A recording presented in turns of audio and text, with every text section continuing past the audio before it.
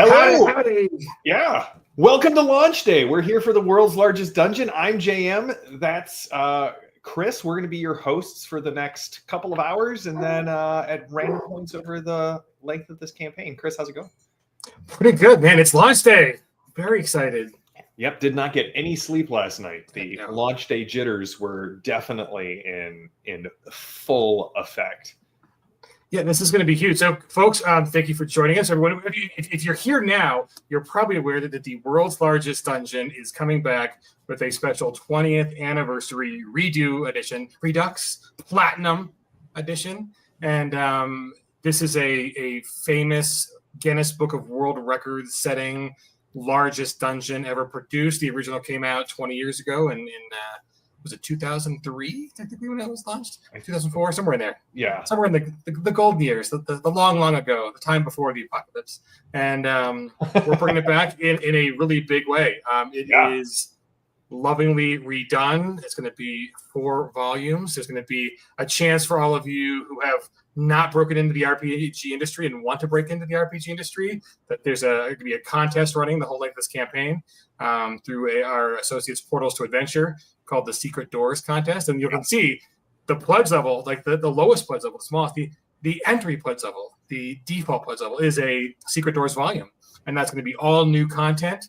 It's going to be a bunch of industry veterans, awesome people whose names you guys recognize as being creators across multiple genres of RPGs, but also including a lot of new first-time content creators. So this will be a chance to win some money, win a contest, and get published along with this really great project. So it's a big thing, JM. Yeah, and we've got we're going to have some of the Secret Doors authors on the stream over the course of the campaign. And one of the cool things that we came up with, this was and I'm going to let Tim talk a lot more about this around 1 p.m.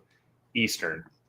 But one of the cool things about it is the idea is the world's largest dungeon was, the hook is it was this planar prison that the gods just dumped the worst of the worst in. And so the idea behind Secret Doors is while they are all going to be 5e adventures, all of those adventures are going to link to other campaign worlds. So I wrote an adventure that takes you from the world's largest dungeon to, let me see if I got, there we go, to the world of Jackals, which is a Bronze Age fantasy world that I written by a really great dude. That's right. You get, we're going to have special weapons or spells, weapons, and tactics adventure. We've got a ton of other great authors. Industry luminaries. Yeah. Robert Schwalb and Chris Lights, who work on, Modiphius's Conan, and Gareth Ryder Hanrahan of One Ring, Laundry, Traveler, 13th Age, and Thieves World, folks. I know, right? Yeah, it's gonna be fantastic. Now, so did you ever play World's Largest Dungeon back in the day? Because I have a World's Largest Dungeon story that I actually had to share when people were like, "Well, why do we bring you on the project?" And we'll introduce ourselves and our roles. But like, I wanted to know, do you have any? Yeah, so I was one of the guys who saw it on the shelf. So there's in Denver, there is this it's the closest thing Denver has to Powell's books. It's called Black and Red, and they are a huge bookstore. And so I remember seeing the tome on the shelf. And it was massive. It was huge, and it was also pricey. And that's the thing, right? Is it set the record for, it was the most expensive RPG product ever released at the time. And but it's not cheap bringing quantity, right? And that's the thing. Is if you look at the original, you've got a copy. Do you have your copy with you? I will have my copy for the next stream. Our art director magpied my copy. Tinker Hellraiser, who's in the chat, is bringing it to game tonight. So. Oh, nice. Well, so for folks, the original, it was thick, but it was very thin paper, black and white. And this new edition is no expense has been spared. It is luxurious, thick, wonderful paper. All the graphics have been updated to full color. There is new art, lots of new covers because there's so many books. So, it's big, and and the accessories too. So large is kind of the brand right here. I mean, and we'll talk more about the quality too, because it's not just quantity. There's a lot of quality here too. But look, Martin and BackerKit. Hey, buddy. And so yeah, I did not pay for my copy. I walked into my local game store and it had come out, and I was like, "Hey, this looks really interesting. I should put a group together." And Ty, I don't know if you remember Ty from Complete Gamer, downtown Colorado Springs, was like, "Well, you should. I would love to play." I'm like, "Well, we should ask your wife at the time, Carrie, if she'd want to play." He's like, "If you could get Carrie to play, I will give you the world's largest dungeon." And so I walked up to Carrie and said, "Hey, if you'll play in this role-playing game, Ty owes me a $100 book." And she's like, "Done." And so that's how I got my free copy of World's Largest Dungeon. And then I ended up running it in the worst possible way, Chris. We did it as a pay-to-play event at my local game store on Petrie's Family Games. You would win tickets, and then you could turn the tickets in for prizes at the store. And so they used it to kind of give away, back stock, and we ran it for about 2 years. And Luke, who painted all of our minis, which we're going to be showing off, played in it. He played Nero, the Prince of Shredding, and we became fast friends. Yeah, Luke did. We have Boss Monsters minis. So here's our half dragon gibbering mouther painted up as a half blue dragon. Luke will be coming on. Award-winning painter, did a great job. We also have the Infernal Chimera. That this one was painted by Tinker Hellraiser, our art director, and these minis are going to be fantastic and part of the campaign. As Chris said, it's not just one book. We're up to 4 to 5 books, depending on what you're looking at. Updated maps, a GM screen. There's a chance, there's going to be things for dungeon tiles and minis. And do we want to go over all of that now, or do we want to? We're going live in 20 minutes, so we've got. Okay, so here's the cool thing. So the folks watching now have time. There's time left. Let me throw it back up on the screen. So we've got a launch party. From the launch party page, hit follow, and if you hit follow, it's just an email, very easy. You get a free pin with any pledge, and the pins are pretty cool. But if you do the $1 reservation, you get a basically $19.99 MSRP mystery dice bag, which has got dice and coins and a embroidered dice bag in the bag for your reservation if you make a pledge. Yeah. So there's still time. There's half an hour to get in on that goodness. But I think do we have the world's smallest dungeon? The intro to the world's largest dungeon, Area W, is only like 8 rooms. I don't know if it qualifies as the smallest. I think the 1-room dungeon where rocks fall and everyone dies might be. Right. We'll make it right now for Martin. You meet in a cave in, you're dead. World's smallest dungeon. Congratulations, you guys died. The world's largest dungeon. Yeah, smallest. Crip Wright is right there with me. First of all, you died. There we go. Exactly. It's a strange form of masochism to have painted the big bad evil guys that will most likely kill my characters later. I mean, killing characters isn't a game master's job, but it's a perk. It is a perk. It's how we level up. That's why I run a 5e game for a local home school group. And I refer to the kids' characters as my precious little chunks of XP because I'm farming them. And when their characters reach a high enough level, I get the XP when they die. So campaign kicks off less than 20 minutes. This is the launch party page. Thank you, BackerKit. Martin's in the chat. BackerKit's got some wonderful new features. They are always on the leading edge of. Yeah. If you're looking at doing a crowdfunding, reach out to BackerKit. I can't recommend them high enough. They have, as Landauer said, they have so many great new features, and they are constantly pushing to increase functionality for both people who pledge and people who are running crowdfunding campaigns. Yeah, right. So if you're watching, click on "Yes, I want a free pin with pledge." It's right there on your screen. Push it, and there are over 300 people. 299. Okay, compact person. Right here on the pre-launch page. That's us live, and there will be now infinite land hours in the thing. So we will quickly move past that part. But you can watch our streams on the page, and then latest update. If you need more information about the reservation, Grant's got a post up. That's pretty cool. Here's the cool free Scorch pin. We love Scorch. And there's some little information about the campaign. again, over 1,600 pages, over 1,600 encounters, 18 new boss miniatures, 18. They're pretty awesome. There's a plush. It's a plush only level if you're just a plush person. Fuzzy plush person.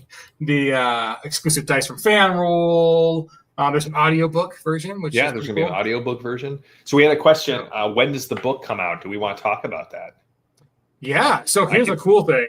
This is like the most non-vaporware project ever. One, we're redoing a 20-year-old classic. So, it has, not only does it exist, it's got thousands of fans out there. AEG did an amazing job in the beginning. And here's another thing too, is like, if you guys want more content on our YouTube channel, we've got an interview with Ryan Dancy and John Zinser from AEG. Yep. And where they you did an awesome job with that, talking about everything from the OGL to the original project and how it was conceived in a shower, like some awesome people I know.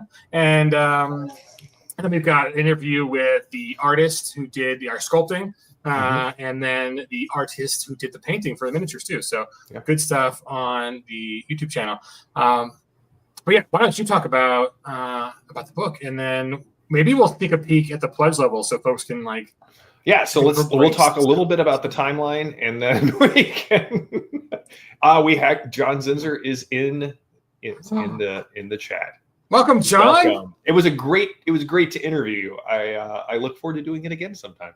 So as now everybody's thinking about John in the shower. So that's right. We have 81 people currently pondering that. So the book has been completely rewritten to bring it in line with the latest edition of the world's greatest role-playing game. It has been through editing. It is halfway through development, and the first book is wrapping up layout this week. Our goal is that when the Kickstarter is done, or the crowdfunder is done, and funds have hit, that the PDFs will be going out to backers within a week or two of the campaign wrapping up. And then the idea is we'll do a brief period where if you want to read through it and go, I found a mistake, that's fine. There are it's like over 1,200 pages worth of content. So 1,600? Yeah, 1,600 pages worth of content. Our editors are good, but eventually your eyes start to bleed. We're going to do an open edit call. If anybody sees something, if anybody wants to submit minor edits, we're glad to take those under account. And the goal is that this book is going to print end of third quarter, beginning of fourth quarter, and then once it's off to the printers, I mean, that's that's a great thing. So in as little as basically the campaign's gonna run a month, and then it'll probably be another month before all of the pledges clear, where we know who the actual final backers are. And within 2 months, you guys can get your hands on the new copy. Oh man, I'm so excited. All the miniatures are sculpted. They are all with our producer. They're quoted, all that good stuff. All the covers are created. Production samples are back and forth. I mean, some really cool stuff. Like, oh my God, where'd it go? Well, you grab that, AJ. We have been talking with people about Foundry support. I can't make any promises or comments at this point, but keep an eye on updates. Yes. Yeah. So everyone likes the VTT, but this is going to be huge, right? So we know people, they might be in the chat. Like Mr. Good Clean Fun might be a person who creates VTTs professionally for the #1 VTT company in the industry. Just saying. I'm sorry. Yeah. Look at us clicking the comments. So right. Here's a prototype of the amazing, was it 55 millimeter? It's really chunky. 55 millimeter with big. Like that's a regular size mini. And that's the chunky chunk of the dice. And then here's our boss miniatures. I mean, they're amazing.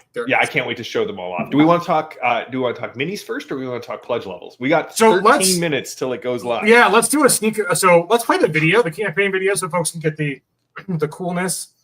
And let's see. Let's throw up 2-person in a show. And then we don't want to, let's see, we'll remove you and let's add you.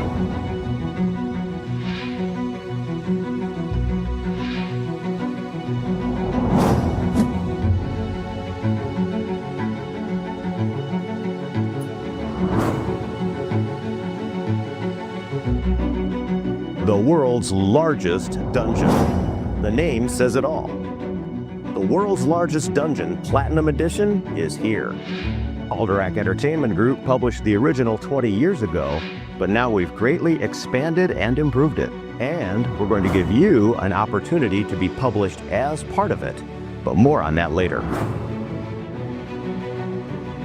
Part of the value of World's Largest Dungeon that all of the maps get used. That there's content for everything in that book, so it's you get the full value. So here we are 20 years later, and that product is gonna be born again. With improved dungeon levels and exciting new maps, also incredible new boss miniatures for every level. Check out the limited edition version, which has these incredible die-cut covers. New content? We couldn't resist. So we've got the Secret Doors Volume 1, which is brand new material, all hidden spaces in this very same dungeon. So how do you get published as part of this? Through the Secret Doors contest being run by Portals to Adventure. Check it out. You submit a dungeon, the fans will vote on it, and the winners are going to be published as part of the Secret Doors Volume 1. The world's largest dungeon. I hope you're as excited about it as we are. Thanks for checking it out.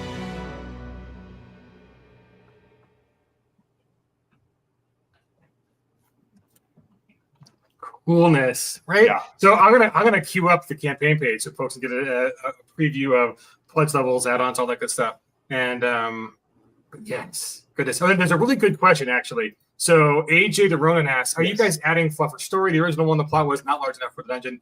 Yes. So not only is the entire Secret Doors volume going to be all brand new content. So if you've got your original on the shelf and you just want the new, you can just come in for the Secret Doors contest pledge level. But the actual campaign itself has been filled out. So the rather infamously, the first level, I think, was kind of the biggest thing that needed updating for the new version. So Jim Pinto, original product producer, creator, head, lead designer, has come back and entirely redone the entire first level. So that is all brand new content. And then we've had a team of language editors, game masters, and proofreaders go through the rest of the dungeon, multiple passes, which is, I mean, it's a big project. Every time you think it's we're all used to putting out one book at a time, right? So 100, 200 pages at most. This is 1,600 pages. So it's it's doing a lot of books at a time. So things take a little bit longer, which is great because this project is already really far along the road on production. But it has been completely gone over with emphasis on encounter balance. So yes, you will not find the multiple rooms, nothing in them. Every room matters. Every room can change the story. So that's one of the definitely things we're proud of in the new edition. So. Okay, let me go cue this up, and then Jan can talk, and I will reveal secret pledge levels. All right. Well, I'll let you share your screen first. Oh, let's do this one instead. No, not the video again. Shh, no video. Okay, here we go. So you guys have some minutes. Plan accordingly. So this is our lovely campaign page. This is the deluxe flip cover with a wraparound GM screen. Yeah, which is really cool. Just good stuff. So yeah, guys, there is an early bird. So if you pledge within the first 48 hours, you get a free awesome Dungeon Portcullis pin with Scorch eyes. And so it's huge. So again, big is the brand here. It's the world's largest dungeon. So we made sure that we offered all the things for the campaign. So not only are all the maps redone, the books redone, there is an amazing slipcase. They're in hardcover, full color, glossy pages. There is a Scorch plush. Yep. There is a huge jumbo die, the new Secret Doors book. There are 18 boss miniatures. There are boss dice that are themed to each of the 16 boss encounters. One of the encounters, you get 3 bosses in one. The Hag Coven. Oh my God. The Hag Coven is amazing. We pitched 15 minis, and then as we got into it, and the writers were like, well, I'd really like this, or I'd like this encounter. We were able to expand the minis that are going to be available. The hags are disgusting.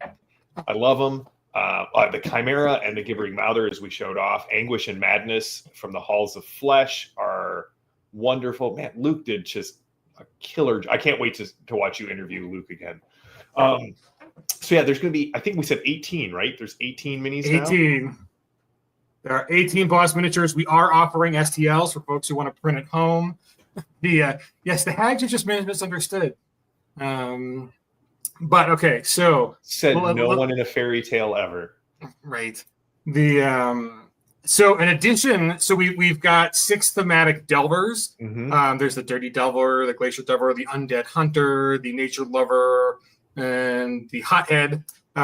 So each of those, the kind of the new thematic characters, has their own dice set that goes with them and their own miniatures. There's Derwell miniatures. And with the dice sets, there's actually alternate pose STLs. So there's actually 2 ways you can pose your Delver. So like here's our cool little Hothead. And he's a dwarven awesome dude with a big hammer. And because we give you all new maps. So the maps are amazing. They are all redone. But because there's Longmore, who's a spectacular artist that works with me on 13th Age and a bunch of other projects. Right, great stuff. But because there's so many rooms, instead of every little room full size, we are giving you dungeon tiles that are amazing. We'll have a sample on one of the streams in the future. Oh, the dramatic cam. That's what I was like, wow, that's fantastic. Yes. Bug, not a feature of the amazing Zoom camera. But anyways, dungeon tiles, they're pretty amazing. They are wet to dry erase on very nice, thick cardstock. And the whole box itself can be used as a dungeon set piece. So basically, you can recreate all the little areas in the dungeon when you want to do tactical combat. Look at all those dice, the dice sets. These are the Delver miniatures. And then, oh my God, this is the greatest thing ever. There is a collector's box at the highest pledge level. You can put them in. That is a Mimic. And this thing is just like the top of the box. It's actually deeper because we're throwing so much stuff in it. There are mystery bags that include dice, coins, an embroidered dice bag. So those are fun too. And then you can upgrade your books to these limited edition campaign only die cut. See what we did there? There's like a die on the cover and then they're cutouts. So the cool thing about these is they have extra thick covers that they are cut out so you can see the art is actually on the end papers underneath. See, look at that. I love it. And you're just showing off now. I know it is. I can zoom too. Right, amazing. So it's a lot, guys. 1,600 pages, 1,600 encounters, a wonderfully updated, revisited thing. Look at all I love the new art. We're gonna have the cover artist on here in a short while. Our art director and Sean Andrew Murray, who did the covers, are going to be on in about 30 minutes after we go live. And we're going to show off some of the art, talk about the recolors, talk about the covers. Really excited. You may know Sean Andrew Murray from Gateway City of Wizards. We're going to share some places you can find his art and books, but or from his work on Magic the Gathering. So like we were able to get a great cover artist for this. And again, all of these covers are done. The books are edited, developed. We do have AJ. We do have a lot of advice at the beginning of the book in the intro that's going to cover things like how do I hand out XP, because 3.5 or 3.0 and 5th edition are actually wildly different beasts. We're going to have advice on how to handle magic items and all sorts of things. And again, I think one of the great things about the world's largest dungeon is there's really no way for any party to start at one end and get out the other end and hit every room. There's no way. So you're not necessarily worried about, well, how much XP is in the dungeon.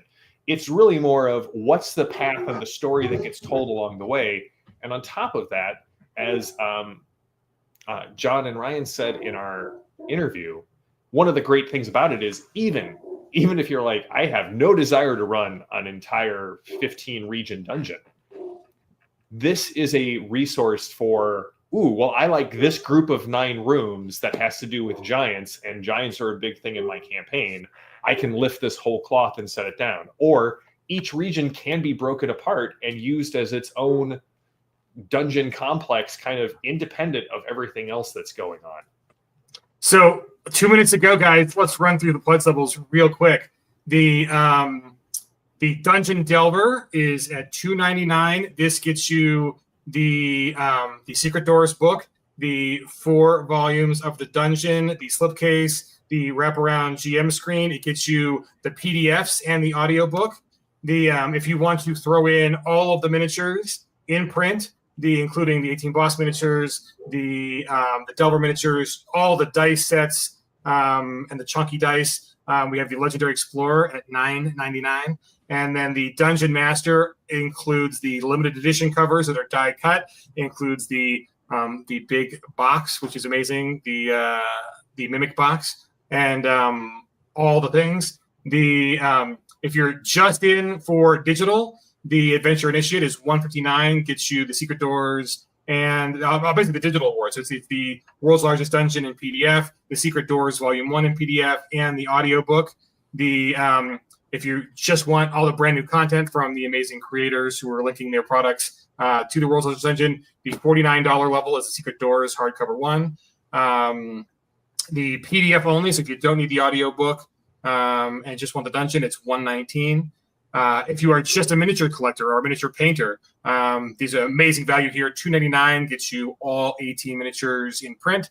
If you're a dice fanatic or dice goblin and you don't play, but if you're a player and you want all the dices, $168 gets you the boss dice, the chunky Scorch dice, and all 6 Delver sets. And if you're a plushie collector, you can get in for $59. This is a campaign exclusive only plushie. I love Scorch; he's pretty cute. So those are our pledgeables, guys. The minis do not come painted; they are in resin. The ones we're showing you are painted by our expert painter, but we leave it up to you guys to paint them how you want. And they will come printed and ready to paint.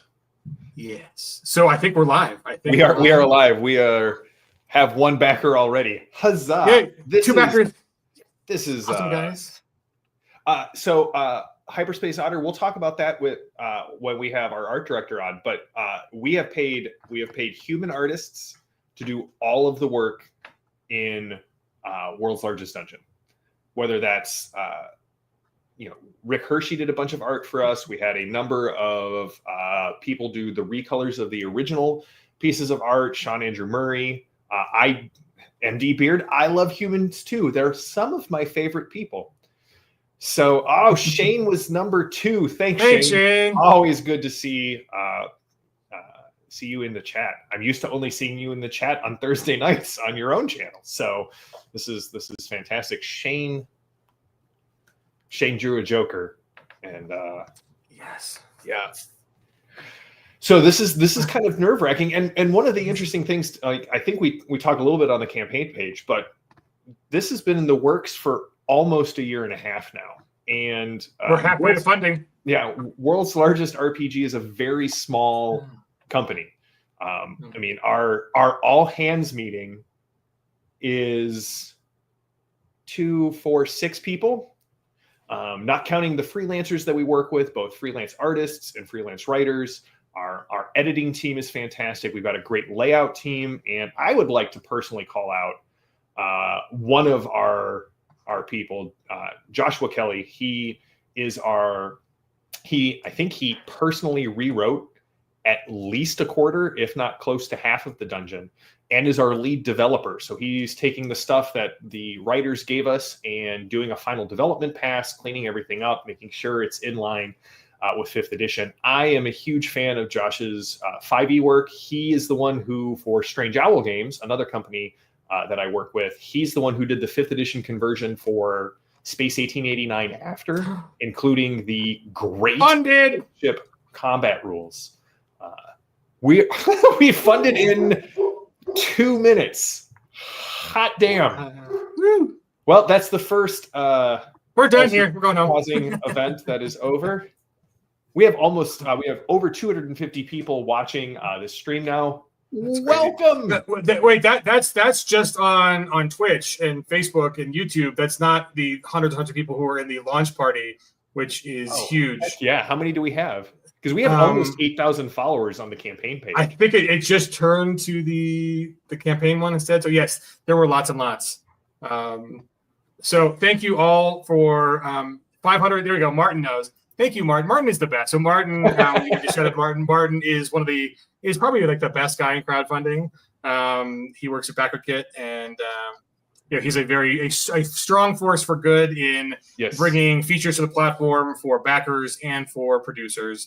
And so thank you all. Appreciate it. Yes. Oh my God, we are over 14,000. Wow. So awesome. Thank you, everybody, for the. This is amazing. So the real question is do we need to do like one of the boss fights on stream at some point over the next month? Bosses fight. Yeah, after Chupa. So I have all the minis that we can set up the cameras and.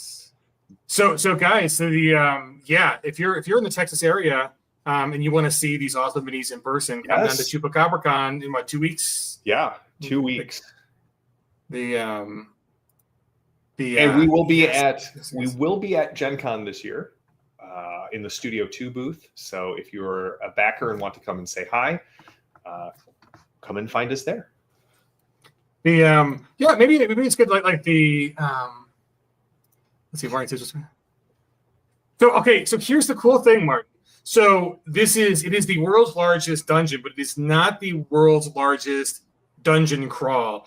The great thing about the world's largest dungeon, not only the original, but also in the improved redo Platinum Edition, is that there are multiple ways of handling and how you want to get through each of the regions. So there is intrigue, there's politics, there's ways like not all the bosses are mean. There's a sad tree. There's a sad tree. He's pretty cool. And wonderful. Wonderful. So sad tree does not skip leg day. But this is our Trient. And oh my God, the amazing miniature, wonderfully painted. All of the boss minis were designed by Austin Sizer of Sizerworks. We're going to have him on next week on the stream to talk about these.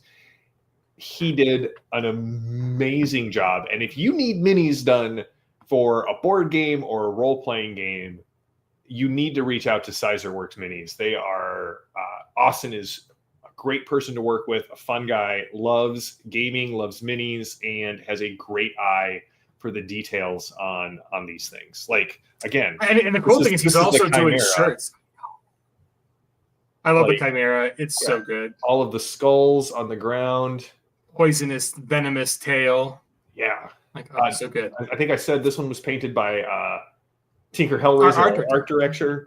This one is another one of the Gibbering Mouthers. This is the Green Dragon one that our painter Luke painted up, and like the level of detail that he brings to these things. And I don't know if you can see, he even added for our minis slime. Slime. Yes. Oh yeah, Austin, good to see you. I know I owe you a response to a direct message. It's been a little bit of a hectic week getting set up for this. Well, we just crossed 20,000. Great. Yay. Thank you for dinner, folks. We appreciate it. That's right. Yeah. Oh my God. So yes, and that's Austin. I was gonna say he's made t-shirts. So we'll get a link up on one of the campaign updates to the shirts that he's lovingly recreating the boss images on shirts. Oh, awesome. So you can get your hands on those, and we'll wrap World's Largest Dungeon in style. Thank you. So, yeah. It is. So here's the great thing. I was mid contemplating. It's not just a dungeon crawl. You don't have to kill your way through every room. I mean, violence is an acceptable answer in role playing, but there are plenty of opportunities to move through the world, helping one faction, brokering deals, avoiding conflicts. There's a room. Let me see where. Oh, this. Okay, so. Oh my God! So near the end of the dungeon, this is the Nightcrawler and mini. And just to put this in perspective, this is the Nightcrawler mini, and this is your hero. So I mean, you fit inside mouth. I mean, that's how amazing these are. And then that also kind of leads to the price. Like we found out that printing these monsters in their SRD listed sizes. Oh my God! So yes, this is. You might think Purple Worm, but they're even worse. It's a Nightcrawler. Yeah, the Nightcrawlers are. I mean, look at that gaping maw of just yeah. ooze and so good. And I mean, I love just like the design on this, like the curve. Austin did an amazing kind of. Is it sinusoidal? Is the right word for this? Is it Fibonaccian? Whatever it is, it's pretty amazing. It was a joy working with him because we would go back and be like, well, it's not quite right. Could we have like, this thing or this detail added, or we really would like when you were printing, you were going, well, hey, we really need like these places like reinforced, and Austin was like, he was on it. So yeah, he did a really amazing job on this miniature. So this is printed larger than it'll be. If you get the STLs, you can print him this large, but he is a were-rat sorcerer, so he is not as written in the book in the SRD this large. But we're like, you need to get it big to get all that detail for the lovely paint job. But you can see Austin did a really amazing print where sculpt where he was counterbalanced on his mage staff, and I was like, this size, it kind of works. You got to be careful with it, but you don't have to now. Like we need to reinforce the base because at his game size, where he's I think a little bit smaller than kind of the PCs, so thin, so toothpicky. It's like that might not survive a couple encounters with the players. They reminded me of the old Confrontation minis. Did you ever play Confrontation back in the day? It was a miniature game from France, and they were all lead minis, and they were gorgeous. But I learned to pin because you would have like some dude standing on a lead staff, like crouching on it, and it's like, well, cool. I dropped that, or I breathed on it too hard, and the lead snapped. Let me repin this thing. Right? Yeah. And don't lick the mini if it's lead. But these are nice. These are going to be in awesome resin. So here's the cool thing. Like Shane's in the chat. So the fun thing is that the JM and I are both awesome promoters of the Savage Worlds community. Oh, and yes. The company that we are sourcing from is a same producer for the Savage Worlds goodness. So there is a Legend of Ghost Mountain dragon miniature that paved the way for us to be able to produce all these world's largest dungeon miniatures. And even Connor did some work on a great Pinnacle property, which is an upcoming Supers game called the Doom Guard. One of our other 3D sculptors did the 3D sculpting of these folks, the Delvers. So there's a lot of good contacts that kind of brought together by the history. I mean, we've got AEG, right? And Zinzer and Dancy kind of led the charge on this, and Tim Brown. Why don't you brag about Tim? Tim's going to be on the stream here in a bit. You should. Brag about Tim. My business partner over at Strange Owl Games is Tim Brown, and if that name sounds vaguely familiar, Tim Brown worked at Games Design Workshop, worked on 2300 AD and some of the Traveler line, and then went on to work at TSR and was one of the writers and developers and inspirationers of Dark Sun. Like that's probably his big claim to gaming royalty. And he came out with Dragon Kings, his kind of reimagining of Dark Sun, and there, if you go to the Strange Owl webpage, you may see something about that later this year. I mean, who knows? Yeah. You and I have always said that if we spoil, we spoil. So right, it's all good marketing. So, I mean, the better this campaign does, the faster those other campaigns come to fruition. So yes. So thank you, Homebrew Network. So again, the campaign is going to run for a month. We are already funded, so it's already going to be a reality. Thank you guys. I love that there are like no hot questions about tariffs. We've got a plan for tariffs. There's a Q&A or a FAQ on the page, but we plan for tariffs. Luckily, those just came down again, and there's zero chance they're going to be the same in several months from now when this crosses waters and comes to our warehouses. So no worries there. We're on top of it, and. But the campaign will run for a month, and then basically several weeks after that, BackerKit will be reconciling credit cards and all that good stuff to see who correctly paid. And once they give us the list, we'll be ready to give you a draft PDF, the alpha, and we will farm out some crowd editing.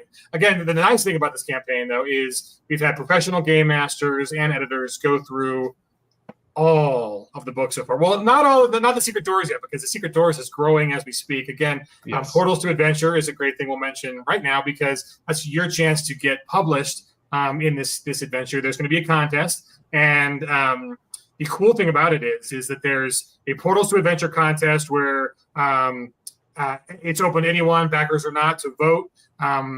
We kind of came up with a scheme where you could pay $10 to get 10 votes, and then you could spread your votes around where you'd like. And so that kind of keeps it raises the prize money, and all that money goes to the creators. There's also prize money already thrown in from AEG's thrown in prize money, Thieves Guild, Thieves World people who are also doing, and Ulysses Spila. So yes, there is awesome prize money already in the pool, plus what we raise from the voting. And we really hope that Portals to Adventure becomes an ongoing contest concern about design.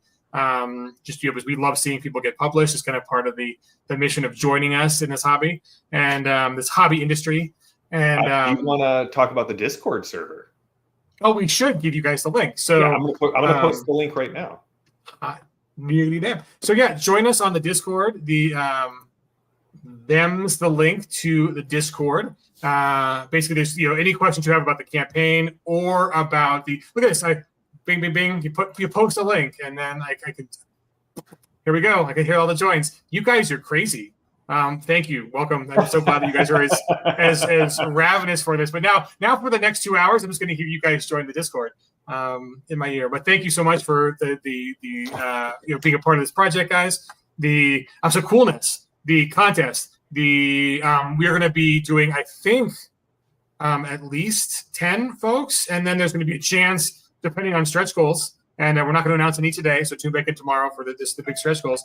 But depending on how the campaign trajectory, we might even open up some more spots to get published that'll be voted on by backers. So that's the only book that is up for production. Everything else is already on the train.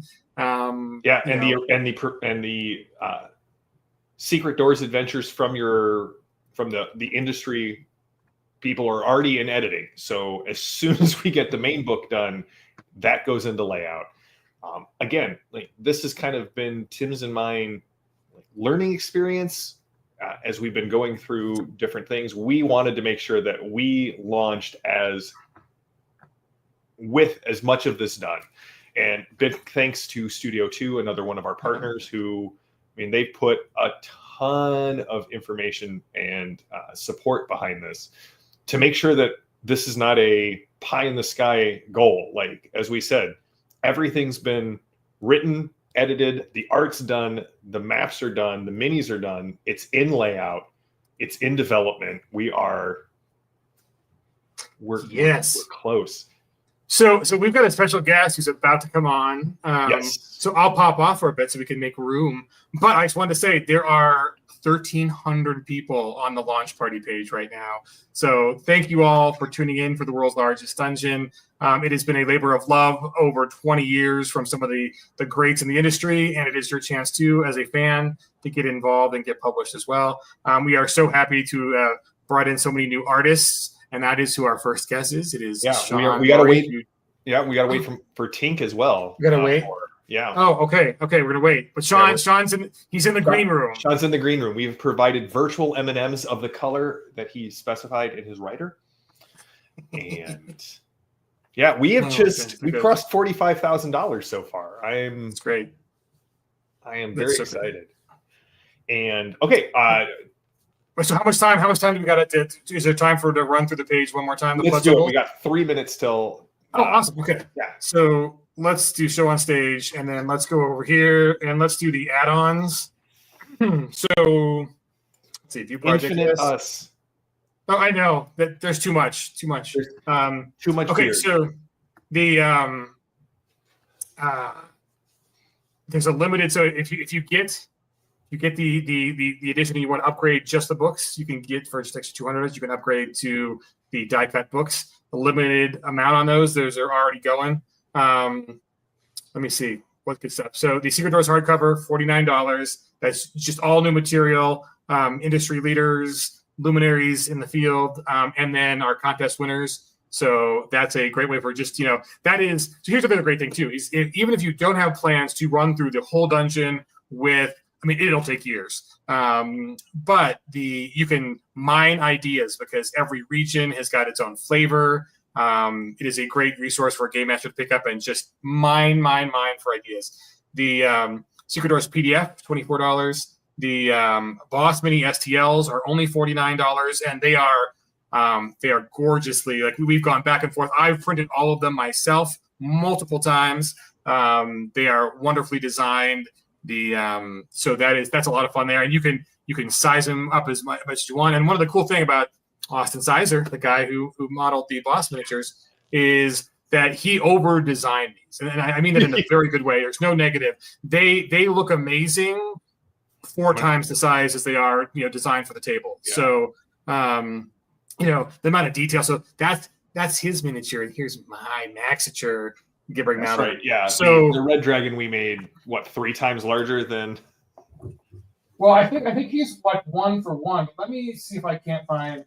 So, for instance, like here's a size comparison. So the here's a Delver, and here is our Were-Rat Sorcerer. So Were-Rat Sorcerer as written in the module. So 4 campaigns. This is the size you'll get in the printouts. But I printed him out this much bigger, and you can see. Yeah. I mean, the detail. You can still see detail all over the place. It is a well-designed miniature, and I mean, it looks great at this size. But it is what do they call them? Busts or like statuettes. Yeah. Statuette quality on all the miniatures. I mean, not that you'd ever want this any smaller, but you could imagine like putting out some like children of Nightworm and Nightworm spawn, and just fielding a whole army of them. I mean, they're amazing. They're great. So you can pick up the STLs. The Dungeon Delvers are great. They're like 6 characters. They're awesome. The book and PDF. So the Boss Mini Bundle in print, $2.99 for all 18. The Delver Miniature Bundle is just $29 for all of the 6 of the Delvers. The Miniature Mega Bundle for both.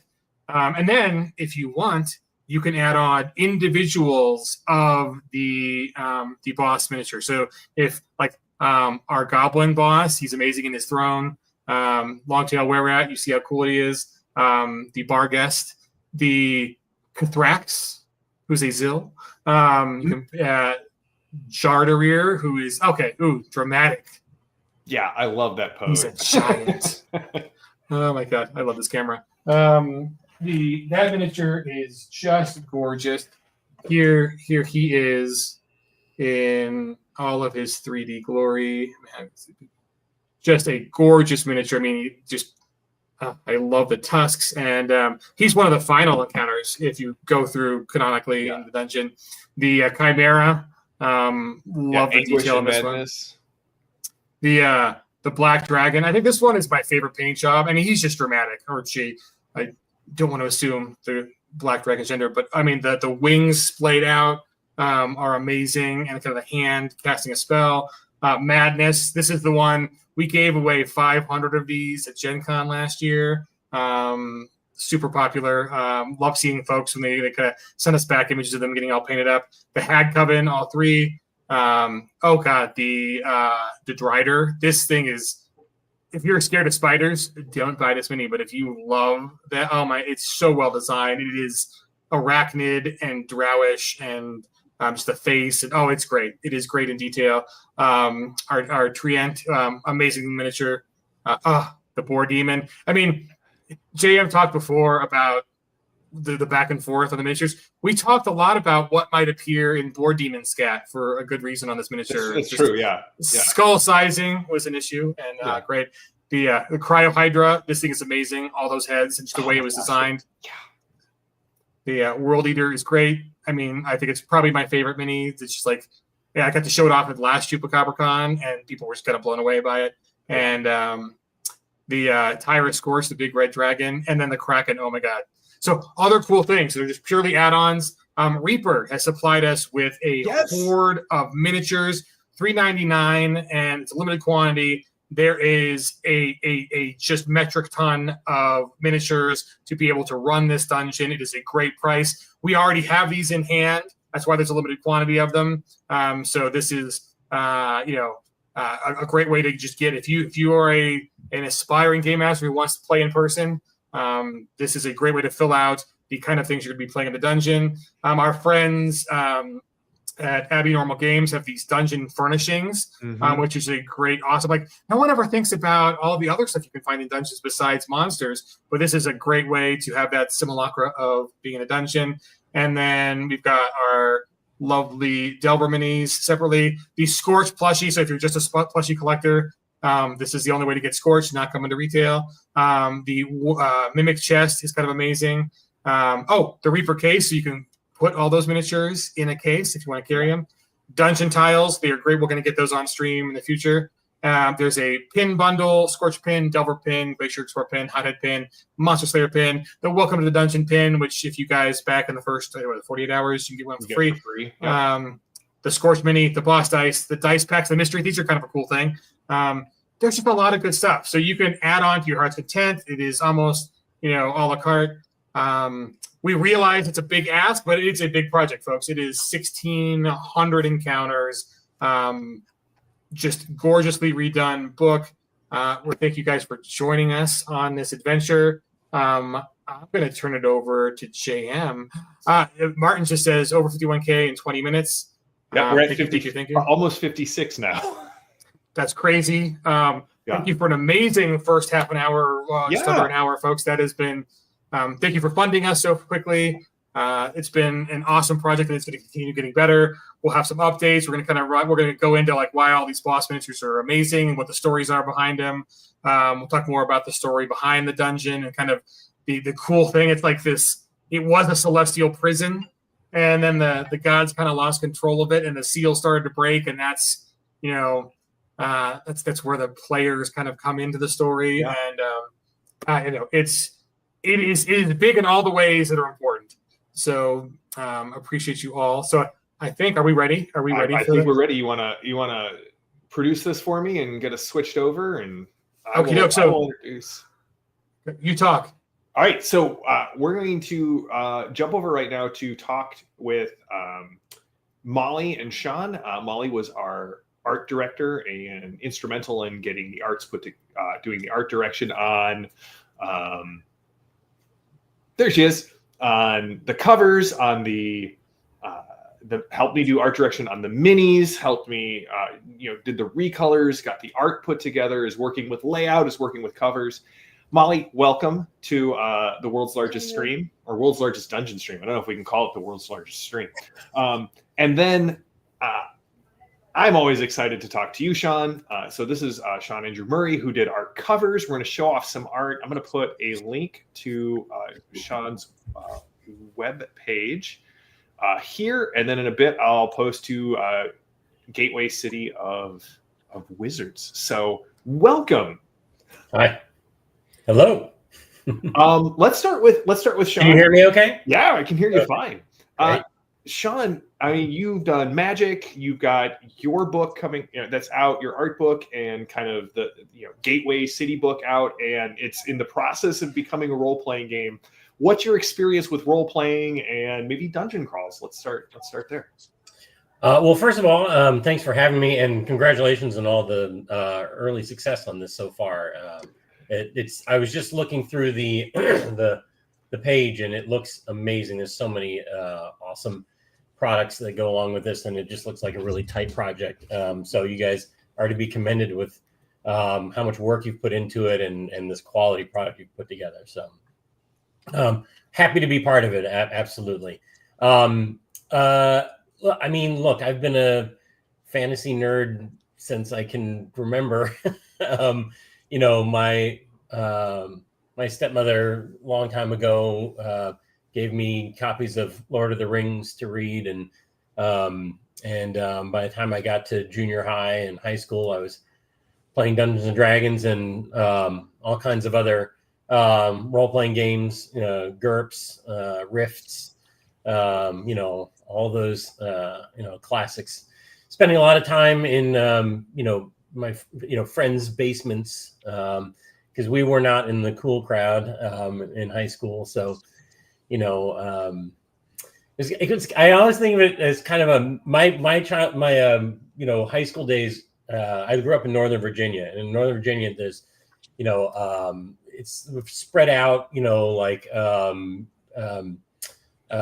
suburbs or outside of DC. And I always think of it kind of like the nerdy version of that movie Swingers, where they all were out in LA, and like every time they go somewhere, like out to a party, they all get in their own cars, and and everybody pulls up in their own car. It's like they can't carpool out in LA. Everybody drives in their own. It was sort of like that in Northern Virginia, except we were going to each other's basements, to play to play Dungeons and Dragons or whatever. And across the street from my high school, I had there was a games workshop. So I would go over there afterwards and paint miniatures and play Warhammer 40K and Blood Bowl and all that stuff. So that is great placement. That is great store placement. Across the street from a high school. Good or bad, depending on your perspective. It's not like we had much of a social life, but we did hang out a lot at the Games Workshop, literally across the street from my high school. So I mean, I've always loved gaming, I think I got out of the habit of playing it as I got out into the workforce and became a concept artist and an illustrator. And but what's been nice is in the past couple of years, I've been playing with my son and his cousin. Sometimes when we go on family trips and stuff like that. In fact, we're going up to Lake George this summer, so we're probably gonna have a couple D&D sessions while we're up there. So awesome. I mean, I love gaming, love art, role-playing games, and yes, and I'm currently working on a project myself. It was an honor to be able to work on this project with you all. So it was kind of like a no-brainer, when you approached me. Well, I'll turn it over. I got some questions for you, Molly, but I remember we were at Gen Con because we were doing the big, as Landauer said, we were handing out all of these, gibbering mouthers.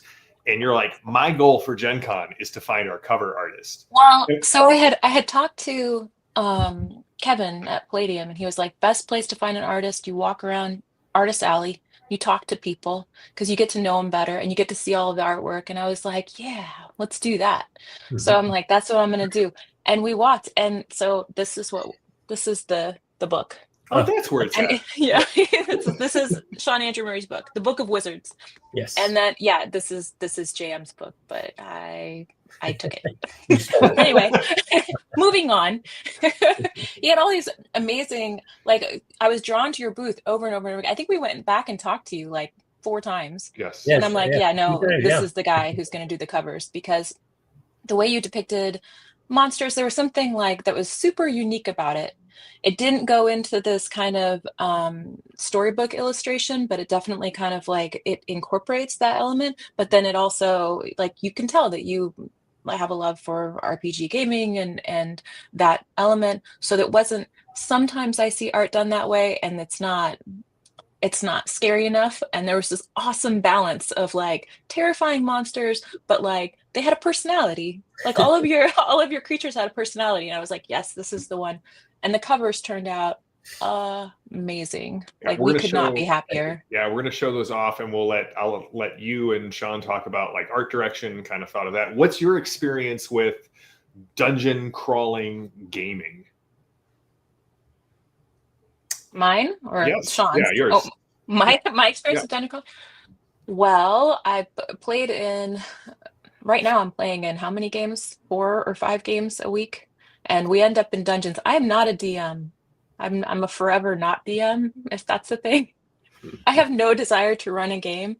And a lot of times, Jam will make fun of me because I buy books for the artwork. So when it comes to dungeon crawls and things like that, my favorite part is when the monster is introduced. I love making art. I love drawing monsters. And that's what draws me into the whole story, is how the monsters are depicted, how they're talked about. So, yeah. Yeah. Well, I put up a link. Right. It's called a player crypt rate. That's I'm right. a forever player. Thanks. And I seem to be a forever DM. Yeah. You know. So. Yeah, I'm a forever dungeon master, but by choice. Yeah. I've got control issues. It's fine. Yeah. Same. Well, before we get into well, actually, we'll do that. Well, I want to talk about City of Gateway briefly, but Landauer, if you can move us to the too many people scene and bring me my art. Landauer has gone from amazing co-host to wonderful producer. But there we are. Look at that. That's this is a cool streaming system. Yeah, I got to say, I love StreamYards for the fact that it automates just so much of this for us. It's great. I think this is the second cover that you did, Sean, even though it's book 1, because we had you take this cover, which was the original, and redo that at the start. And that, I think, became book 3. But then we wanted a narrative. So we talked to you about how we wanted it to kind of like follow a storyline throughout the covers. And this is book 1. Do you want to talk about what we came up with? Yeah, I mean, that's it was an interesting challenge, actually, because I think initially, and you all were thinking about just one gigantic, super thick book, maybe, and that some of us were arguing for 4 books. Right. Well, it's like, it reminds me of the story of, when Peter Jackson was pitching Lord of the Rings as a movie, and he's pitching it as 2 movies, and the producer's like, well, isn't it 3 books? So anyways, yeah, I mean, it was kind of a cool challenge to kind of create a story after you've kind of done the middle part, sort of, or at least the climax of the story, but actually it's funny because I feel like I approach a lot of things that way in my own life. I start in the middle and then I work backwards. So once we had the sort of the scene of the dragon bursting through the wall, and it's like to me it's the Kool-Aid Man moment, when he finally bursts through the brick wall, But I'm like, but as a kid, I always wondered, well, what was he doing before that, right? Like who unleashed the Kool-Aid Man, and so that's exactly what we did here. Is we kind of went back to where the Kool-Aid Man / dragon, started as, I guess, a sort of like a minion of the is it the Goblin King, right? Or we've got him hiding in the background, and we've got the Goblin Emperor, who is Emperor, right? There's a little twist on that, so he hangs out and back behind him, behind his throne there. It's actually a pretty effective method for if you want to keep people in line, when they're coming to ask you for favors or solve problems. If you have a dragon behind you, you think twice about speaking out of turn. But he unleashes this horde of monsters, and then the second cover, Molly, it's funny when you were saying like, that not everything I do is kind of the sort of standard storybook look. One of the things that I love doing, is I like to sort of relive my childhood in every piece that I make. And this one was like the one of the opportunities to relive that part of my childhood where I played a lot of side scrollers. Like everything, like I loved side scroller games as a kid, and I still love them to this day. I love that aesthetic. To me, like oftentimes what I'm doing in my work is I'm pulling from those things, from the past. And this was kind of along those lines, like, the march of the monsters, through the halls of this dungeon, as almost as a side scroller game. And then of course we have the moment where the dragon bursts through the wall, which was lots of fun to paint, I mean, lots of bricks to paint there. A lot, this is a fun challenge because you have to think about like, well, what did it look like before it was destroyed, and then you have to destroy it, which is one of the fun things you get to do as an illustrator. Sometimes is you get to build things and break them. When I was also in high school, I thought I wanted to be an architect, and I took a class in architectural and engineering drawing, and I realized how much math and responsibility was involved in being an architect. And I thought, well, maybe that's not for me. But as an artist, as an illustrator and concept artist, I can build things and not have to worry about the responsibility of having them to, have to stay up. So here's a case where I got to build something and destroy it. And then of course, in the last cover is the dragon sort of not dead. He's subdued. So someone had a lot of chain they brought with them, which was good. They kind of got him prone, and you have to kind of use this is one of those things where you use your imagination, right? You see the before and the after and everything in between. That's you playing the game, right? That's you going on the quests and figuring out how to do it. So yeah, that was lots of fun. Trying to also figure out what a dragon's wings look like when it's kind of partially like, tied down.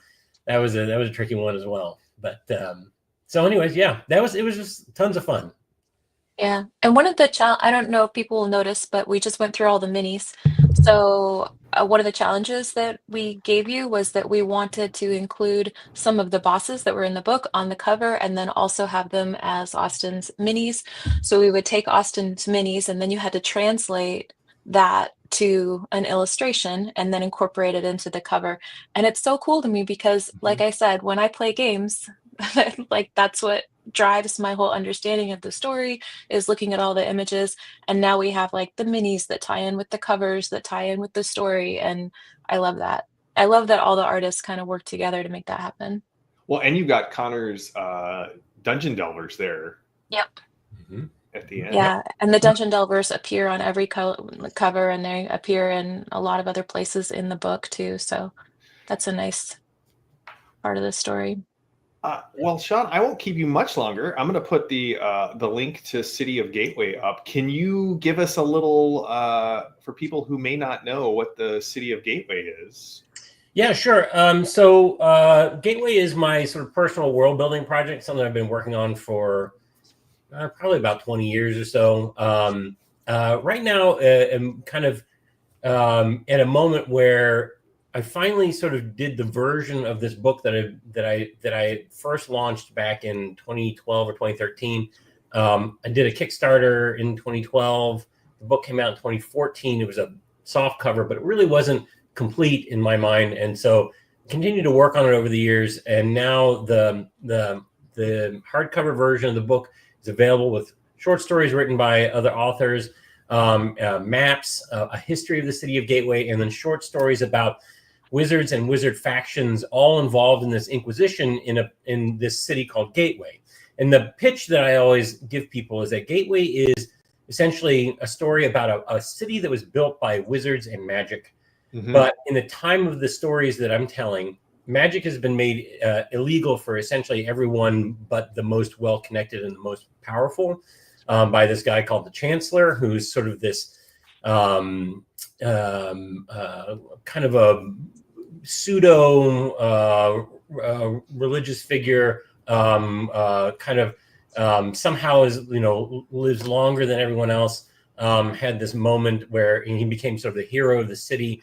So he has this sort of sycophantic following, and he believes that wizards are actually bad for the universe, that they're sucking all the magical energy out of the ley lines, and so they need to be stopped. And so creates this sort of dichotomy of life. But what I like to say also is that in much the same way that there was still a lot of drinking going on during Prohibition in America, there's still a lot of magic happening in Gateway during this Inquisition period. It's just that it's happening in the shadows. It has to happen in secret and in the shadows and in the wizard speakeasies. So the book is sort of all about that. The stories of the wizards involved in this, time period. And so the it's the basis now for 2 game projects. One is a board game that I'm working on with a small publisher out of Germany. That we're planning on launching the Kickstarter for that in a few months, probably somewhere around September is my guess. Awesome. I'm going to be, we went to Spiel Essen last year, and we're going to go to Spiel again this year to promote it. And then the other project is a tabletop RPG with a different small publisher out of Alabama. That's after the board game, but we're in the early stages of the development for that. It's going really well. I'm designing all kinds of cool monsters to go in the monster section. So, that's always fun. But yeah, you can find out information about it at cityofgateway.com. You can sign up for the newsletter if you want to find out when things launch. Then I have the book available and some other products on my online store there. So I really appreciate you sharing that with everyone. Oh yeah, no, and when it goes live, you let us know. We'll pass that information on. All right, the rising tide raises all ships. Yeah. Oh, thanks. Yeah, absolutely. But yeah, I mean, I'm super excited to see how this this goes for you all, and I wish you the best of luck. And it was super fun to work on, and I'd work on something with you guys again in a heartbeat. So just let me know. So awesome. Well, Sean, thank you so much. I will cut you loose to go back to your day, and then Molly, if you'll stay on, we'll talk a little bit more about art in World's Largest Dungeon. For sure. Thank you so much, Sean. Thank you. Bye-bye. Fun fact, that's also why Cripwright trusts me, because the amount of books that I have behind my shelf. Welcome back, Landauer. Oh, I magically changed to Landauer for a second. Welcome, Molly. Have you ever seen Landauer and I in the same room? I don't think I have. I just if you come to Chupa, you may get to see Molly or Landauer. Yeah. But not both of them at the same time. So, Molly, as the art director, we brought you on as art director in September. We had a lot of the writing done. We were starting to go into editing, and we were like, we need an art director. So I gave you a copy of The World's Largest Dungeon and said, art direct it. What it turned into this. It was like a lot of tabs. That's a lot of tabs. A lot of tabs.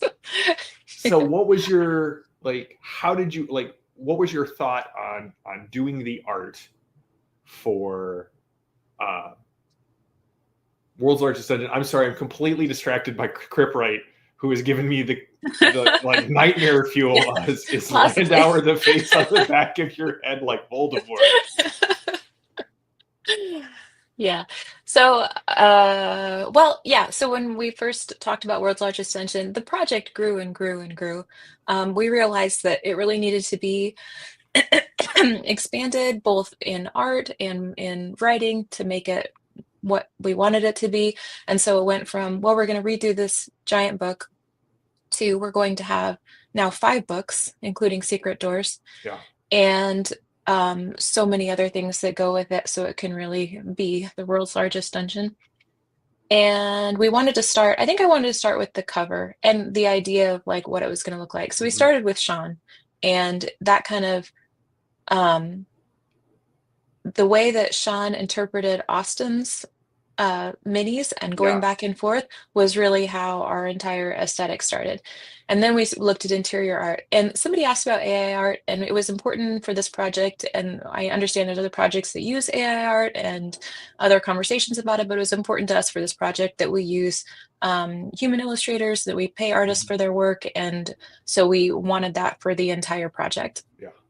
The art that's up on the screen is by Rick Hershey, who is some pieces yeah, of his, he does a ton of illustration work. He does stock illustration too, and we thought he would be the perfect person to do the interior artwork. So he did the most of the interior artwork that you see. Oh, And he that just did an Draco incredible Lich. job. Yeah. Yeah. And I love the fact that his style really does complement Sean's style. It looks illustrative, but it still has that kind of like fearsome RPG quality to it. So that was perfect. And it fits the book just right, in my opinion. Oh yeah. Yeah. That So fire that's a good one, giant too. is A fire giant. It's now we're going to be terrifying. showing off a lot of art, and next week we're going to be showing some of the layout as well. We've got Bob Crum, who worked on Urban Decay and Emboria role-playing in the World Under Starlight, and has done his own decks of cards and just a ton of stuff. He is I think I gave him the title of high layout overlord, because we have a team of layout people, and so like every time I give Bob a new title, it just keeps growing and growing. I hope to have him on a stream on week 3. That's my plan. Yes, we've crossed $83,000 and we haven't even hit our 1 yet, and 200 backers. Thank you to everyone who is back. Thank you to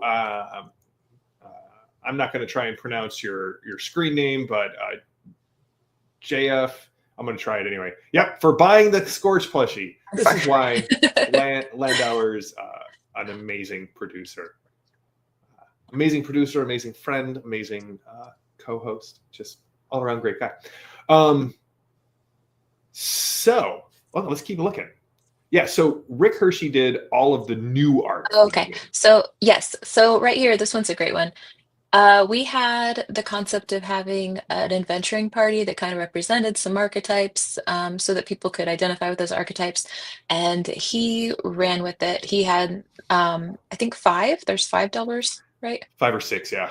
5 or 6 delvers, and he has them showing up again and again in scenes throughout the book. And now, of course, they're on the covers too.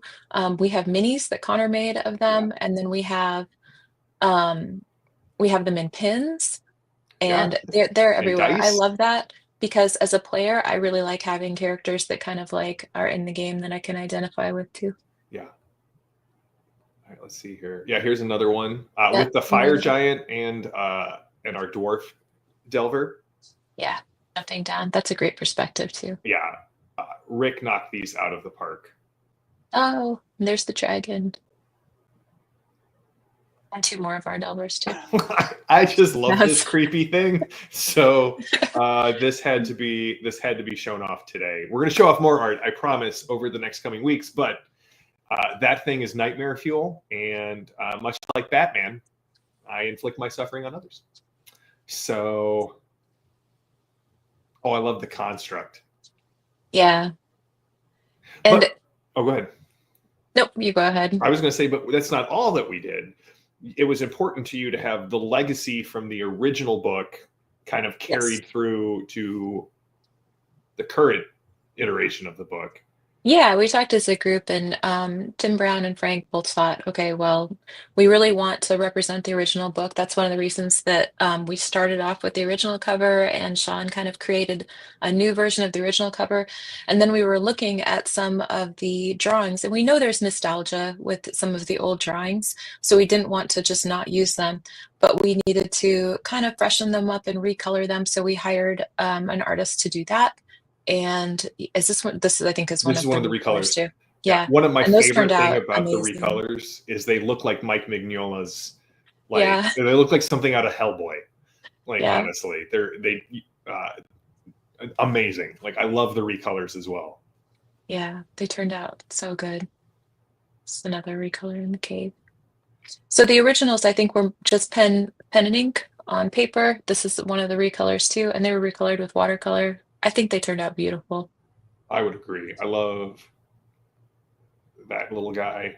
And I think that's it. I think that is our art preview for today.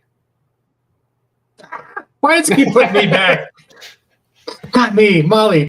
StreamYards just loves you, buddy. I did post, if anyone joins the Discord, I posted in there a while back one of the recolors, the kind of before and after, so people could see the difference, and there's more art things in there too. Yeah.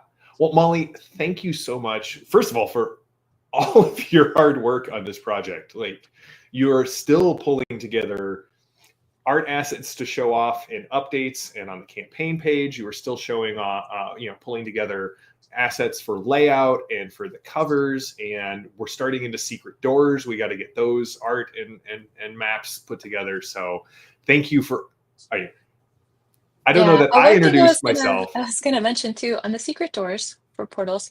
So the art for secret doors, one of the cool things that they decided is that they're going to provide art for the artists or for the writers that submit. I think that's a really cool thing. Basically, artists will submit their maps and their adventures, and then if they win the contest and they get published alongside all of these professional writers, not only do they get paid quite a bit to be part of it, but then they get art made for them too, which is pretty great. I love that. Yeah. So I didn't really introduce myself at the start of the stream, but I was the project manager for, I think they call it line developer for this. I did very little writing. I did some writing, but not a lot. It was my job to find writers and editors and layout people and set deadlines and write contracts and pass things through development. And so bringing Molly on to handle the art direction, I hit a wall in August and was like, I am at capacity. I cannot art direct this thing. And thank you for all of your hard work on this. We could not be where we're at with this project, and it would not look nearly as good if I had done the art direction, especially because I have objectively no artistic talent. I can paint minis. That doesn't help us. Yeah, it was super fun. This is a cool project, and it turned out so beautiful, like so much more expansive than I thought it was going to be at the start too. People are getting a lot. Yeah. I mean, Chris and I are going to go over everything again here before our next special guest. But thank you so much for joining us, Molly. Yep, thank you. Bye, guys. Oh, now I'm back. Yay! I summoned the Landauer. So it's almost time for me to step off for a bit, but we're going to have another special guest here soon to talk about secret doors, who I will text right now while Landauer entertains you. Yeah. So, guys, the great thing about this project is let's talk about what the actual world's largest dungeon is itself. It is not just quantity, but there's a whole lot of quantity. But it's actually a very interesting story itself too. So the overarching story of the world's largest dungeon is that thousands of years ago, the Celestials constructed this impossible underground labyrinth to imprison all the worst threats in the world and in the planes. So like demons, dragons, undead warlords, corrupt elementals, things that kind of defy description, but we decided to describe them and make miniatures of them and throw them at your players. And but now the wards that are kind of holding all that together are failing, and there are earthquakes and arcane destabilization and interplanar decay and all that great stuff. So that's kind of cracked this celestial prison open, and that's where your adventurers kind of come in. And so you might think that you're just kind of exploring a dungeon, but you are walking into this fully fleshed out. It's a war zone. It is political. There are different ecosystems on all of the levels. There are alliances, betrayals, and just an awakening of these monsters and their powers. And there's really only one way out, is to go deeper. And so that's kind of where the adventure starts for your parties. And then there are 18 regions. Each was 15 regions. There's 0. They each have their own theme, their own factions, their own ecosystem. There's civil wars going on. There are undead cults. There are kind of flesh warped monstrosities again, like our draconic gibbering mouther and all that good stuff. There are insurgencies by elementals. It's 1,600 plus encounters for.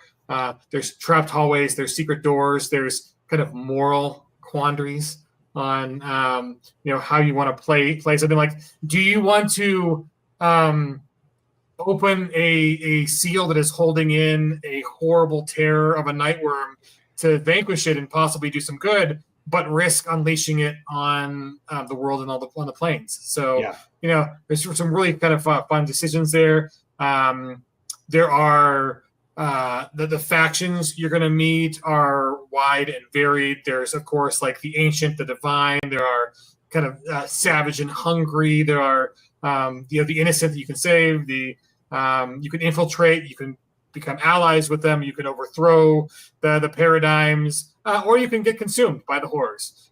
So there's just a whole lot of really interesting game design in the world's largest dungeon. The environmental hazards, warp magics, cursed regions, celestial politics. I mean, it's and kind of like the countdown to the apocalypse kind of thing too. So there's just a lot of triggers for adventure, for exploration.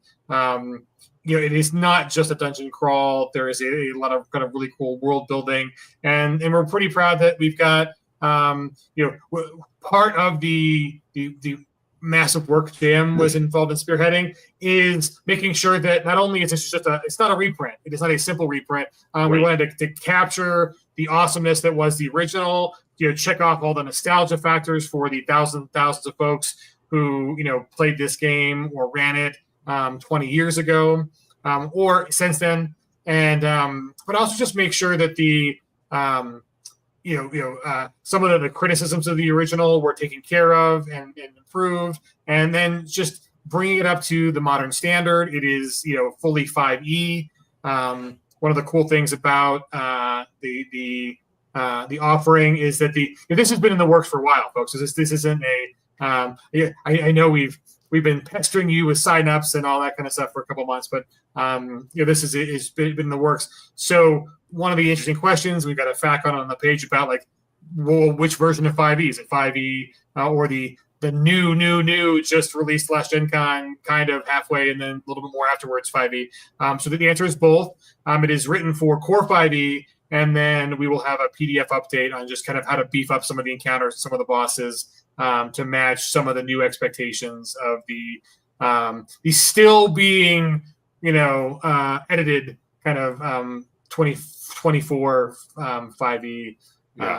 Just because that was not done when we were done. So there will be a PDF update just on anything in their updates or errata that we need to include, so you can run it in whatever version of 5e is at your table. So it's got some longevity there too. But well, we got 1 minute left, and we are at $92,000 on this campaign in the first hour.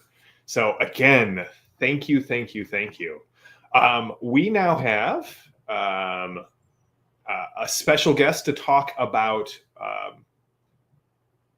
secret doors, and I am going to turn this over to Landauer and to Tim Brown, and you'll see a lot more of me and Landauer over the next couple of weeks. Again, thank you to everybody who joined us for this launch day party. And Landauer, I will turn this over to you and Tim. And awesome. We will see you all. We're going to have plenty of videos to show off. We've got tons of updates planned. We've got stretch goals planned. I'm looking forward to seeing how this goes. So, well, thank you, JM. It's been a pleasure, sir. Congratulations on all the hard work you put into this, and that we are successfully funded. To you as well. Yeah, to you as well, man. Awesome. Not an unsung hero here, Chris. So you don't want to be singing. I'm going to turn this over to Chris and to Timothy Brown, who's going to talk to you about the Secret Doors books.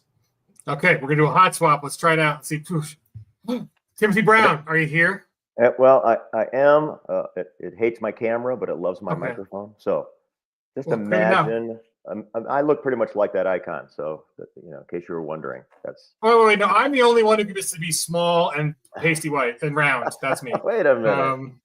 That's my. So welcome, Tim. Tim, you're like RPG royalty. So thank you. That's very kind. For the two people in chat who don't know who Tim Brown is, give us some of your history and how you got into gaming, how you got into creation, and all that good stuff. Oh, okay. Well, thanks everybody, of course, for checking in. This is an exciting day for us. The project's going well, and people are very interested in it, and it's very encouraging to us as creators.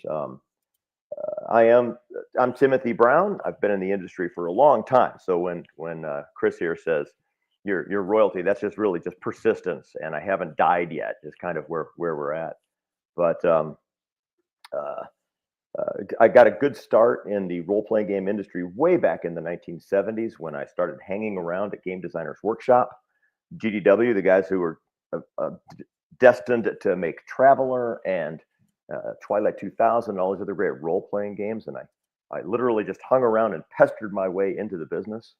And they were very kind to all the guys there, Mark Miller and Frank Chadwick and Rich Banner and John Harshman, Lauren Wiseman, just the list goes on of all the great game minds that were around in those days. And yeah, I really cut my teeth on all that stuff. Got to help create the 2300 AD universe, which is another one. Mongoose has pretty much got the rights to all of those now and is publishing those, which is exciting. I moved on from there to work at TSR up in Lake Geneva, where I lived for 20 years. And for a while, I was the head of product development. My biggest game that I created there with Troy Denning and Brom was the Dark Sun universe, which again was well received, and we had just a ton of fun creating that, and I got a great fan reaction to that. Wonder if we'll ever see that one again. I don't know, but since then I've toyed around in the role-playing business all of this time. Been working at Strange Owl Games for a while. Then,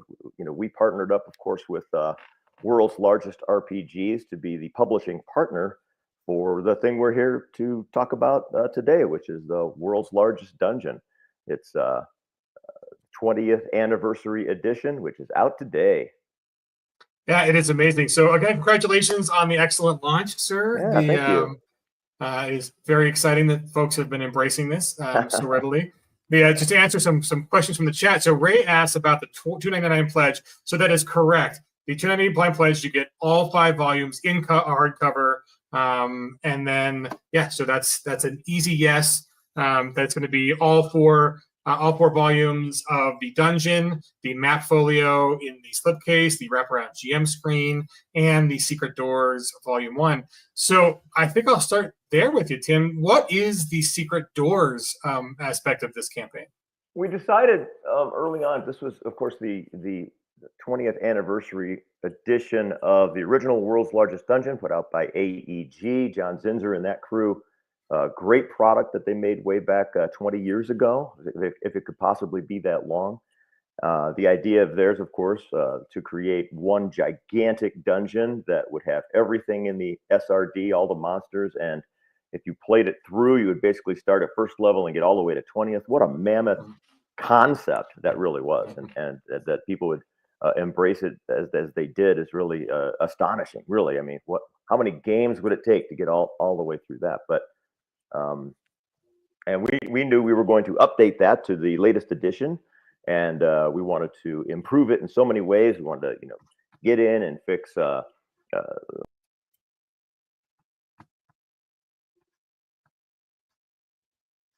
come back in and make contributions, but there was no room specifically within that update to create totally new content, new adventures within that. We had the idea of creating a separate volume that we would add to this, call it the Secret Doors, and these Secret Doors could really be anywhere in all of the many levels of the world's greatest dungeon, and they would be brand new content that nobody's ever seen before.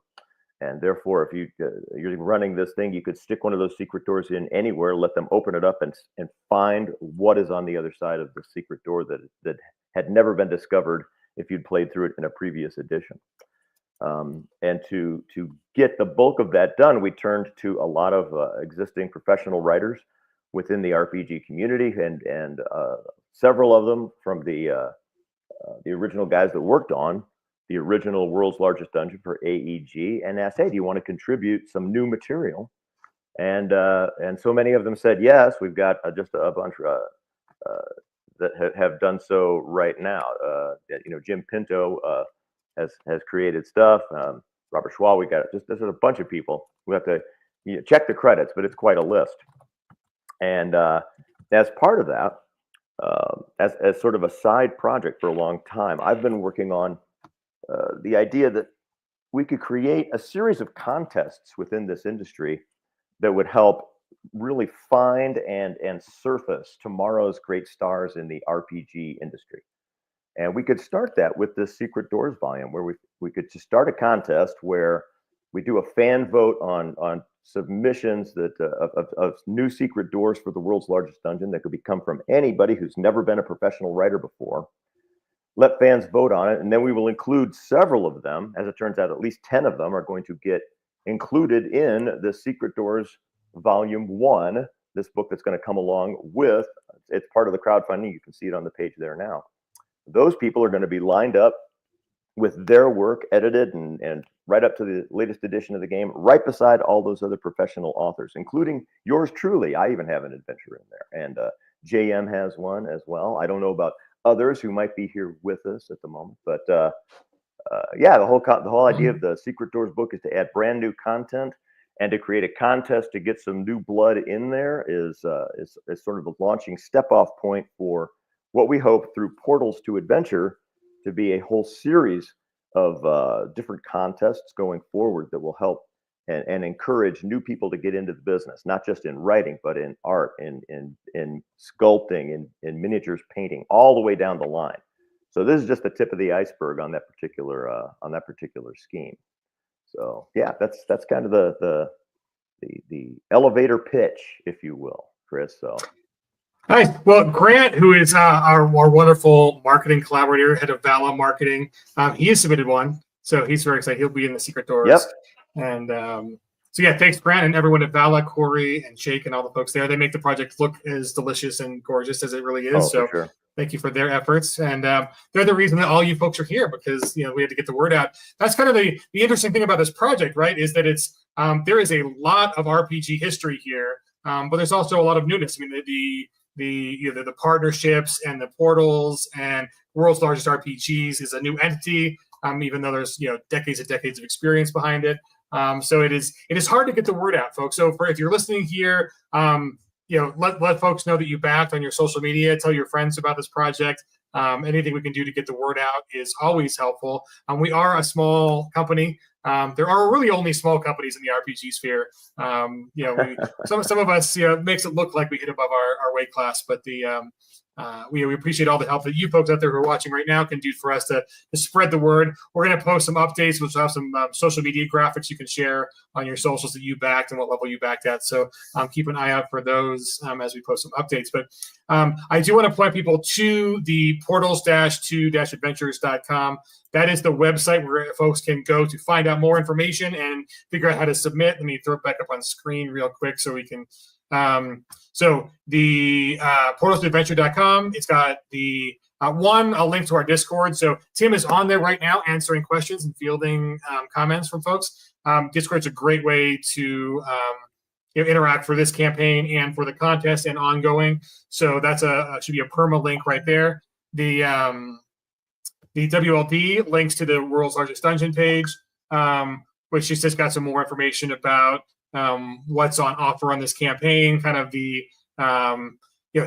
look at this. It's 18 boss miniatures, not just 16. So we got to update our webpage. But there's some great information. These are all the folks that are involved in the Secret Door. So in addition to Tim Brown, who's got Dragon Kings, I'm going to have you talk about Dragon Kings for a second, because that is as long as somebody else is sitting on a certain Dark Sun property and not releasing new material, Dragon Kings is like the spiritual successor for folks who want some goodness. But check out these names. These are some of the greatest people in the RPG field. Robert J. Schwab, you might know him from a little project called Shadow the Demon Lord, and something about a weird wizard, and some great RPG design chops there.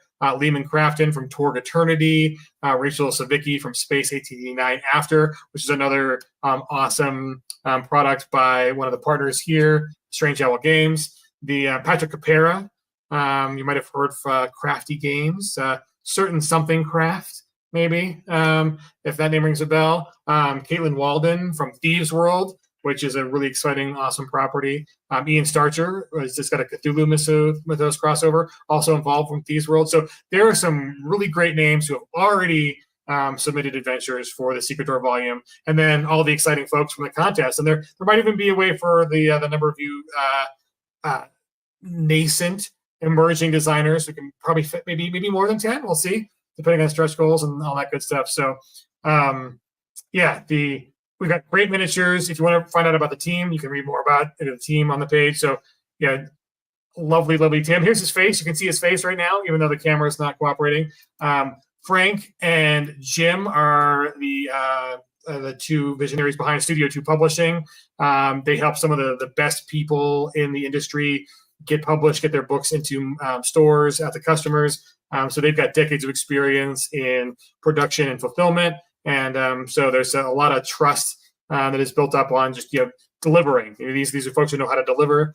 Obviously, you guys saw JM and Molly and our artist Sean on stream earlier. Here's Rick. Rick's a great guy. He actually has a bundle up on drive-thru right now to help out with his family. So we'll link to that, the campaign. Austin Sizer, our boss miniature sculptor. Rich has done some amazing work on the project. The little old me and Bob Crum, I definitely did a bunch of our map work and some other design. Val, who's in the chat, Cryptrite, he helps keep our website running and all the other cool stuff that we're doing well. We've got Trish, Trish is the lord of all of the editing teams. I mean, there's been so many folks who've gone through and we cleaned up the original text, improved on the original text, had not only just language passes but also game master and mechanical crunch balancing. And Trish has kept all of that in line. And then Grant, who is hard at work making sure that you guys are here seeing the campaign with our wonderful ads. And as Tinker said, 100K. Oh, congratulations, Tim. So glad to see that. It is 11:14 my time, and we've reached 100K. That's amazing. Yes, there are. The old copy was 16, but we managed 3 miniatures for that Hag Coven. We're throwing them all in, and the add-on price is a really great price for the Hag Coven. So all 3 of those miniatures. So it is 16 boss fights, 18 boss miniatures, because the Hag Coven comes in 3. So we're super glad to be able to do that for you guys. So Tim, tell us what is Dragon Kings? Oh, did I not? Oh, did you mute me? You back? No, there we go. You're back. Am I back? Oh, good. You are back. Okay. I'm vocally back. Awesome. So tell us about Dragon Kings, sir. Dragon Kings. We always wanted over the years since since Dragon Kings was out, we always wanted to get the chance to get the rights to that and do more with it outside of the TSR or WotC or Hasbro sphere. But despite several very strong offers, it's never been accepted, so we never could get those rights back. Frustrated by that, I talked with Troy and with Brom, and I went out on my own to create basically a spiritual successor to many of the conceptual ideas that we put into Dark Sun, and I called that Dragon Kings, and I put out a first edition of that about 12 or 13 years ago now, as I think it's been. But the whole idea is this is another world that has many of those same themes, that it's a very harsh and forbidding kind of place. It's very difficult to survive there. It's got there's consequences to the use of magic. It still leans into things like psionics, and it leans into basically the desperation of life on a very much declining sort of world. And we put that out, and we've always wanted to do more with that. And now the environment is such that I feel we want to get a new edition of that out. And I've been working with John Matthew and others to create a new edition of that we have ready for publication at Strange Owl Games. And we really want to lean into that kind of after we get all of the work for World's Largest Dungeon behind us, which, since we're at the point where we're actually crowdfunding it, hey, that work is largely done, which is a great relief to those of us who've been toiling to make that happen. So kudos to all of the layout people and editors and the other writers who have been helping us with World's Largest Dungeon. We're now turning to you in a new capacity to get the new Dragon Kings book all ready to go. So that'll happen very quickly after we get World's Largest Dungeon kind of off our plates for a while. So yeah, very exciting. It's a lot of fun. So speaking of kind of up and coming and things that are happening, I think I'm going to try to queue up for later on this afternoon the Dancy and Zinzer video with JM interview, so folks can kind of get the AEG history. But could you talk a little bit about kind of what World's Largest RPGs is and the plans going forward with a number of amazing properties that you have acquired from AEG. Well, it was part of a large deal. I mean, the impetus, of course, we admired always the entire World's Largest Dungeon concept and what was done with that. And that was the impetus for us to discuss with John Zinser and the others at AEG and say, hey, all these properties that were done for third edition way back in the day, and nothing was being done with them. Would they be interested in licensing that all to us in a new corporation? Sort of bring those up to speed, give them new life, bring some of those really, really great ideas back to the fore. And we expanded that not only from World's Largest Dungeon to everything else that AEG had put out in that entire line. So all the tool books and the mercenary book, all of that stuff is now waiting for us in queue so that we can kind of give a brand new update to all of that stuff as well, including eventually the next product in the larger line, which is we really want to bring out World's Largest City as well. That's very exciting to us. So we want to add a lot to that, make the connection between those two products a lot clearer. We want to use those as a springboard to create more of that world as its own play universe, so that it will have its own history. It will have everything that will take you through, even to a kingdom and the surrounding area, turn it into its entire fantasy setting.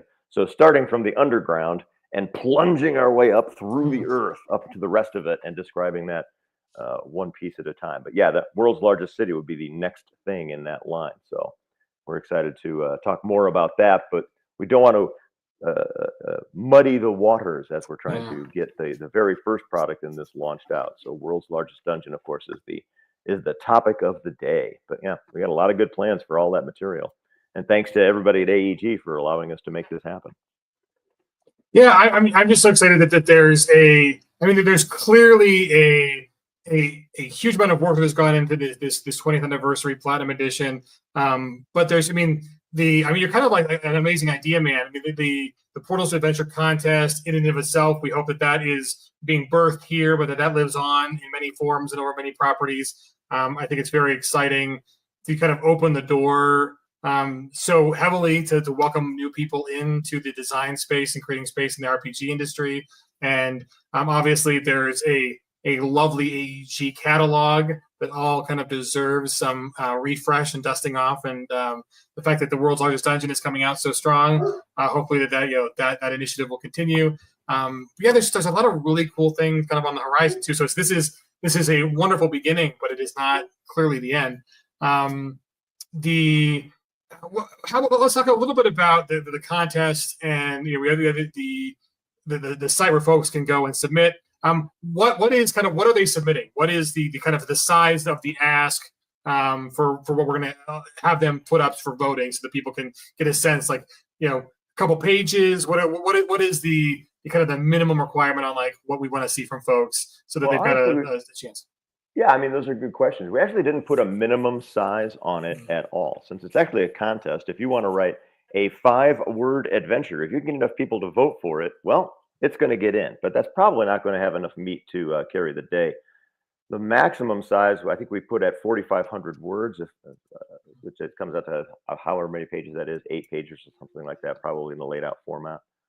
But frankly, the bar is fairly low. So if anybody that's interested in doing this, if you've got just a simple idea or have a memory of a great encounter, a great trap, a great dungeon puzzle, or anything like that you can bring back to life, and just write that up even in 1,000 or 2,000 words, put that out, line it up, and get it submitted. We have an interface where you can basically go in and you tell us, once you've made your account, you under your account name, you would say, here's the name of my dungeon. You would have a place to enter that text. We want you to draw a map for that. It can be as primitive or as extensive as you want to make it. We're hoping you'll create some kind of a thumbnail that we can use to kind of illustrate that to people. And we've actually made an ask that people create a short video that other fans can take a look at not just what you've made, but this is your chance to sort of tell them your story. Now that's something that we had made a requirement. A little bird has told me we're going to flip that just to a suggestion and make that optional going forward. We're also probably going to improve the site soon with an ability not to just enter the text into a text field, but give you an opportunity to share it as a PDF so that your formatting can come across a little more clearly as well. So we're evolving some of those processes as we go.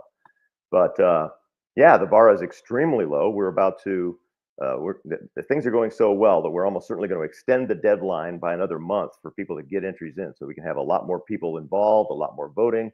The bar is low to get in. It's really about how interesting a thing can you imagine that people would want to stick into their world's largest dungeon behind a secret door they might find someplace. If you've got a great idea, I just encourage you to get in. This is a way that you're going to get noticed. We're going to do everything we can to make the winners, give them notoriety, and then share that out with everybody. You're going to win some prize money that I got to tell you, another birdie told me that that's going to go up and up and up. Some of our partners are very excited about this and want to contribute to that prize pool. So there's money, there's fame, there's glory, and you could possibly get into to me, one of the most exciting businesses there is on earth. I've been so blessed to be a part of it. You could get involved in it too. This is an opportunity that I think a lot of people are going to want to take, and we've got a lot of people in queue right now. I could see putting together stuff behind the scenes. So yeah, very exciting. I mean, it's there's over 2,200 people on the launch party page now. There's like 150 people watching on Twitch. One of you or more out there could be the next RPG designer to get published. That's right. Yeah, submit, folks. The great way to break into the industry. The Tim has made himself available on the Discord for any questions. How about some advice? Like, well, do you have any advice for folks? Some hints from a master on how they should style? How do you tackle kind of your first idea? Like any pearls of wisdom for the folks who are thinking about or currently working up an entry? I think that my primary advice is, since this is a contest, I think what's going to grab people who will vote for you eventually. What's going to grab people is a combination of fun and originality. They have to feel that what you're submitting, I believe, is something that hasn't really been seen before, something that's unique, and to try and come up with something totally unique when people have been designing dungeons for 40 years or more, right?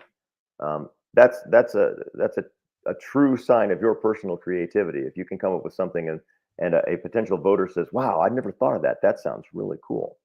Then it's just a matter of getting that on paper in a pretty concise format, because these are already gigantic things to read. So the easier, the more quickly and clearly you can get your point across with your map and with your text, to bring that experience to them, that's gonna carry the day, I think, when people are out there trying to vote for which of these many things they think is the best and that deserves to win and get that publication. So yeah, just use that imagination. We've all got them, and we've all played a million games. There's got to be something in there that can bubble to the surface and can be the kernel of what becomes your winning entry. I can't wait to read them all. It sounds like so much fun. I'm really excited about it. I mean, I think that's one of the things I'm most impressed about this kind of the ethos behind this project. I mean, one, the care that's gone into doing a 20th anniversary edition, just the thought about all the things. I think that's very impressive, and just taking the time to get it done right. The super exciting thing about this is that it's not only is it bringing back a nostalgic property that was Guinness Book of World Records made waves in the industry. I think one of the hard things about this industry, right, is that the RPG space has not kept up with inflation. It's been very hard to push the price point of what is on offer to keep up with, which is with inflation, with time, and just also with the value that you're giving. I mean, the amount of entertainment and community that you deliver with these, in the RPG sphere, it's been very hard, right? And then the World's Largest Dungeon original pushed a lot of boundaries in what could be done. what was feasible, just kind of the size and scope of what an RPG publication could be. And, and once you kick down that door, there's no putting it back up. And I think, this whole team has done a really great job of, bringing that ethos into the present. There's just so much on offer on this campaign. What are your favorite parts? What are you looking forward to, in a year's time when all this is sitting on a doorstep, waiting to get open? What's the first thing you want to pull out of the box?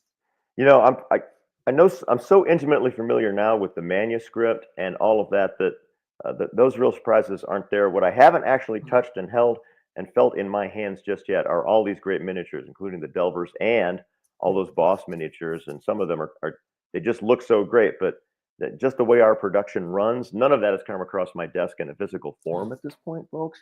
All I've seen are the STLs, and it's gorgeous. Oh, this is great. I see the painted versions. It's like, my reward is going to be to drag all of that stuff out and get all of those things and get all the minis out and add them to my personal collection. So much fun. Those visuals are awesome. I can't wait to, I gotta touch them. I gotta touch them. Yeah, I mean, I've had the privilege of being like working with Austin and with Connor, our two sculptors, and printing all of them, and then working with our production team, with the factory, and it's amazing just kind of how that dialogue goes back and forth on, we want these to be as impressive and as large as possible, and what's feasible with shipping and packaging, and how do we, what stress points, and how do we need to configure the models so that we can get them to customers, safely and have them last. And fascinating part of the education curve that I've had on this campaign. But I'm lucky. I got the STLs and got to print them all and have a back and forth. I know, right?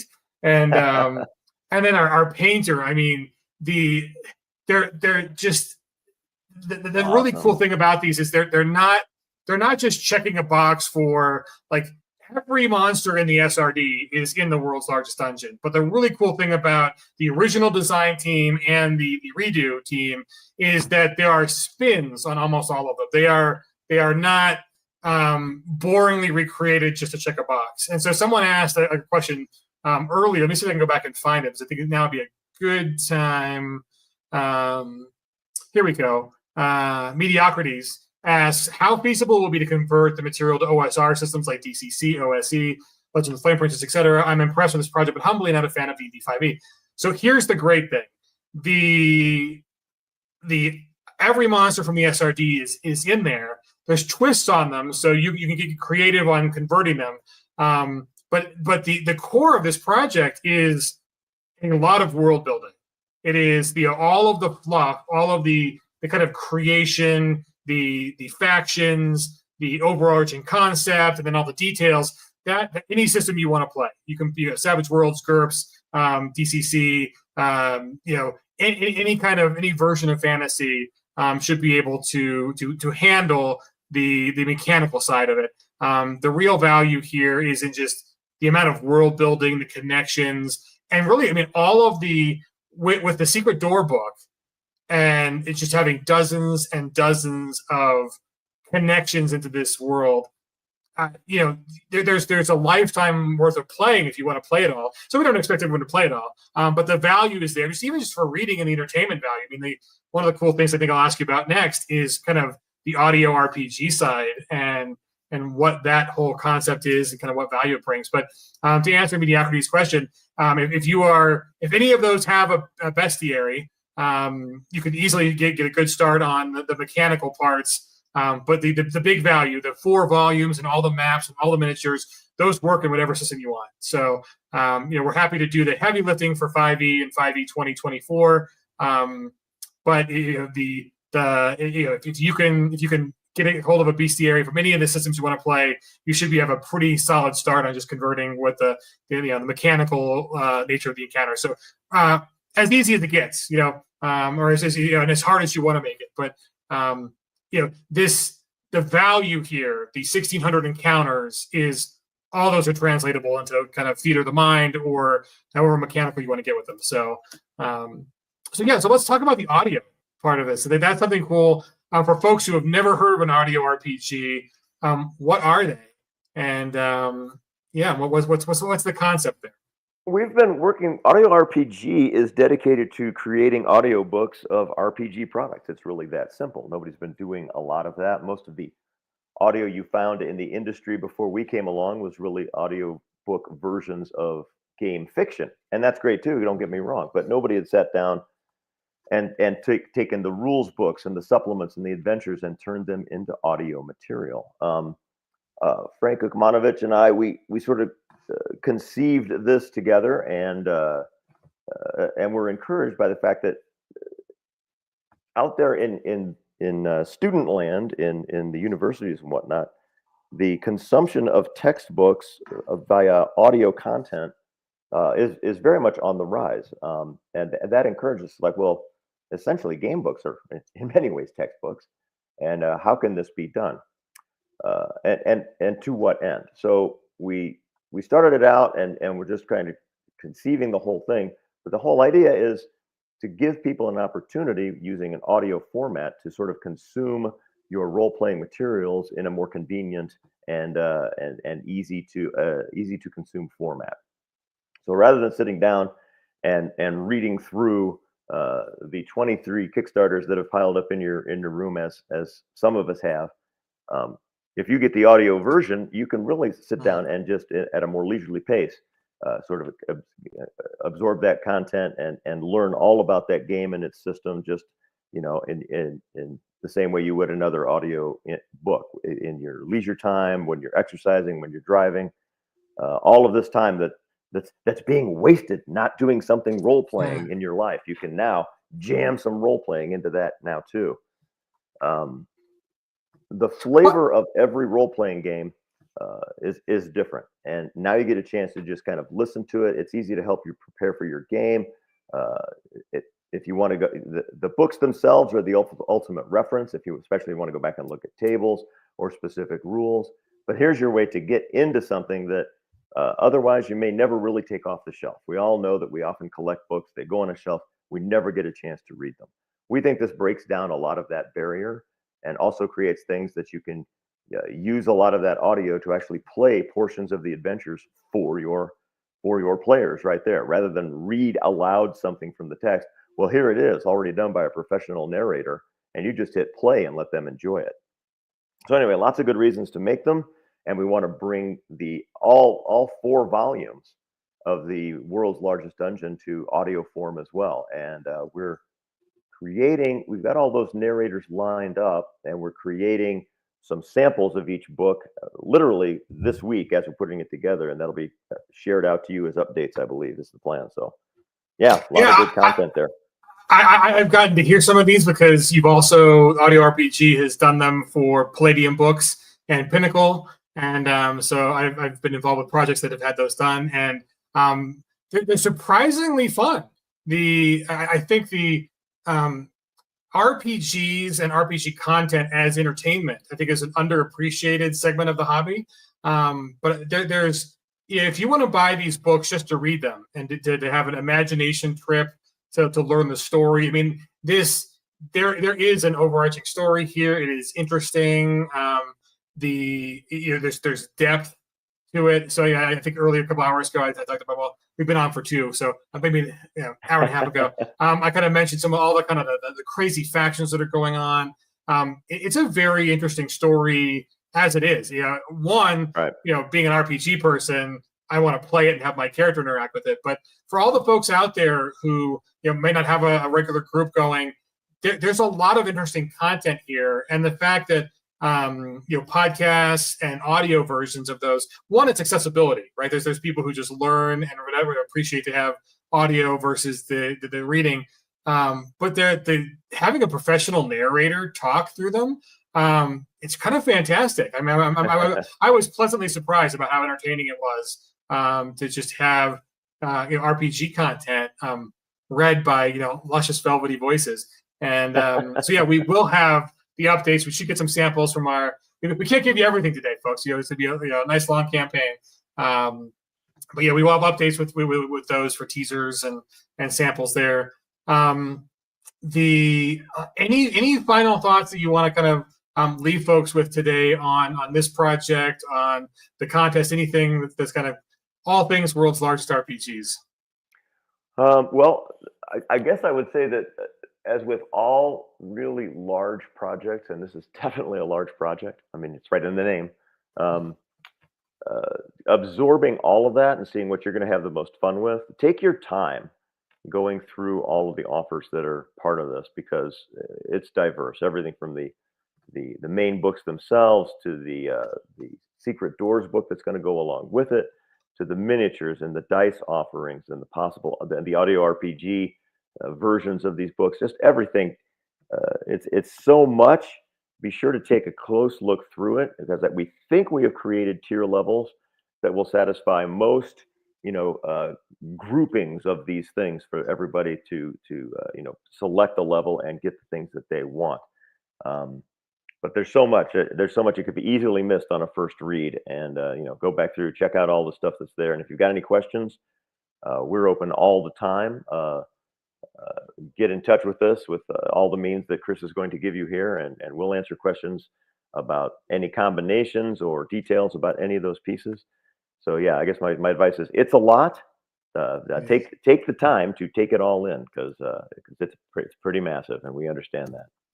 And much appreciate everybody that's hanging out with us today. This is a big day for us, and we're having a lot of fun with it. Thanks for having me.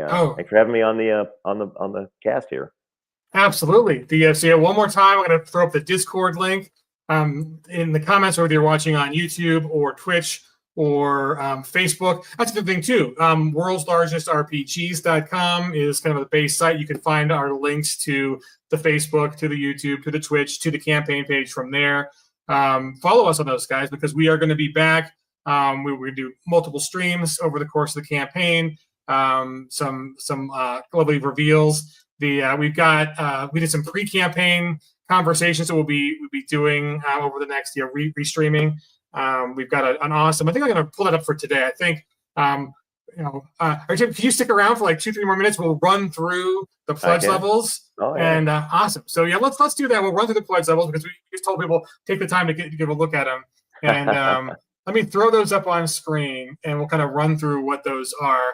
And then I think what you guys would really enjoy seeing is the interview with Ryan Dancy and John Zinser that JM did, kind of give some history on the project. That'd be a great way to kind of wrap out our launch day stream. We've gone for 2 hours, so I think 3 hours sounds about right. So let's pull up the actual campaign page. Let me see if I can get it correctly. There we go. Let's make sure Tim is. Let's see. Tim is correctly on, so we can hear Tim.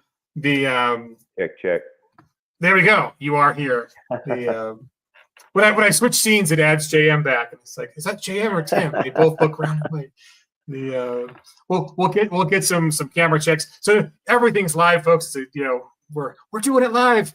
So we'll get Tim on with lovely video. This is a very handsome man, and you can see him in our campaign video. Walk us through, Tim. The Dungeon Delver. There are already 200 plus people who have backed the Dungeon Delver pledge level. It's our featured level. What all is in there? Oh, you expect I can see that? I can't. Okay. So are you kidding me? I'll tell you what's in there, and then you can pick out what you want to say about it. So we've got all 4 books in hardcover and the map folio. We haven't really talked about the map folio. I'm going to go back to the campaign page and find a cool picture. We got one. But why don't you talk about that map folio? Because that's a really cool design. Well, of course, we're working with people on the manufacturing side who have a ton of great ideas and great experience. We were wondering for a long time, we had these 16 poster maps that we want to get out to everybody. What's the best way to do it? In the original, frankly, they were just folded up and shrink wrapped to the back of the book, as I recall. And that's how you got them with the original edition. We have space within the slipcase.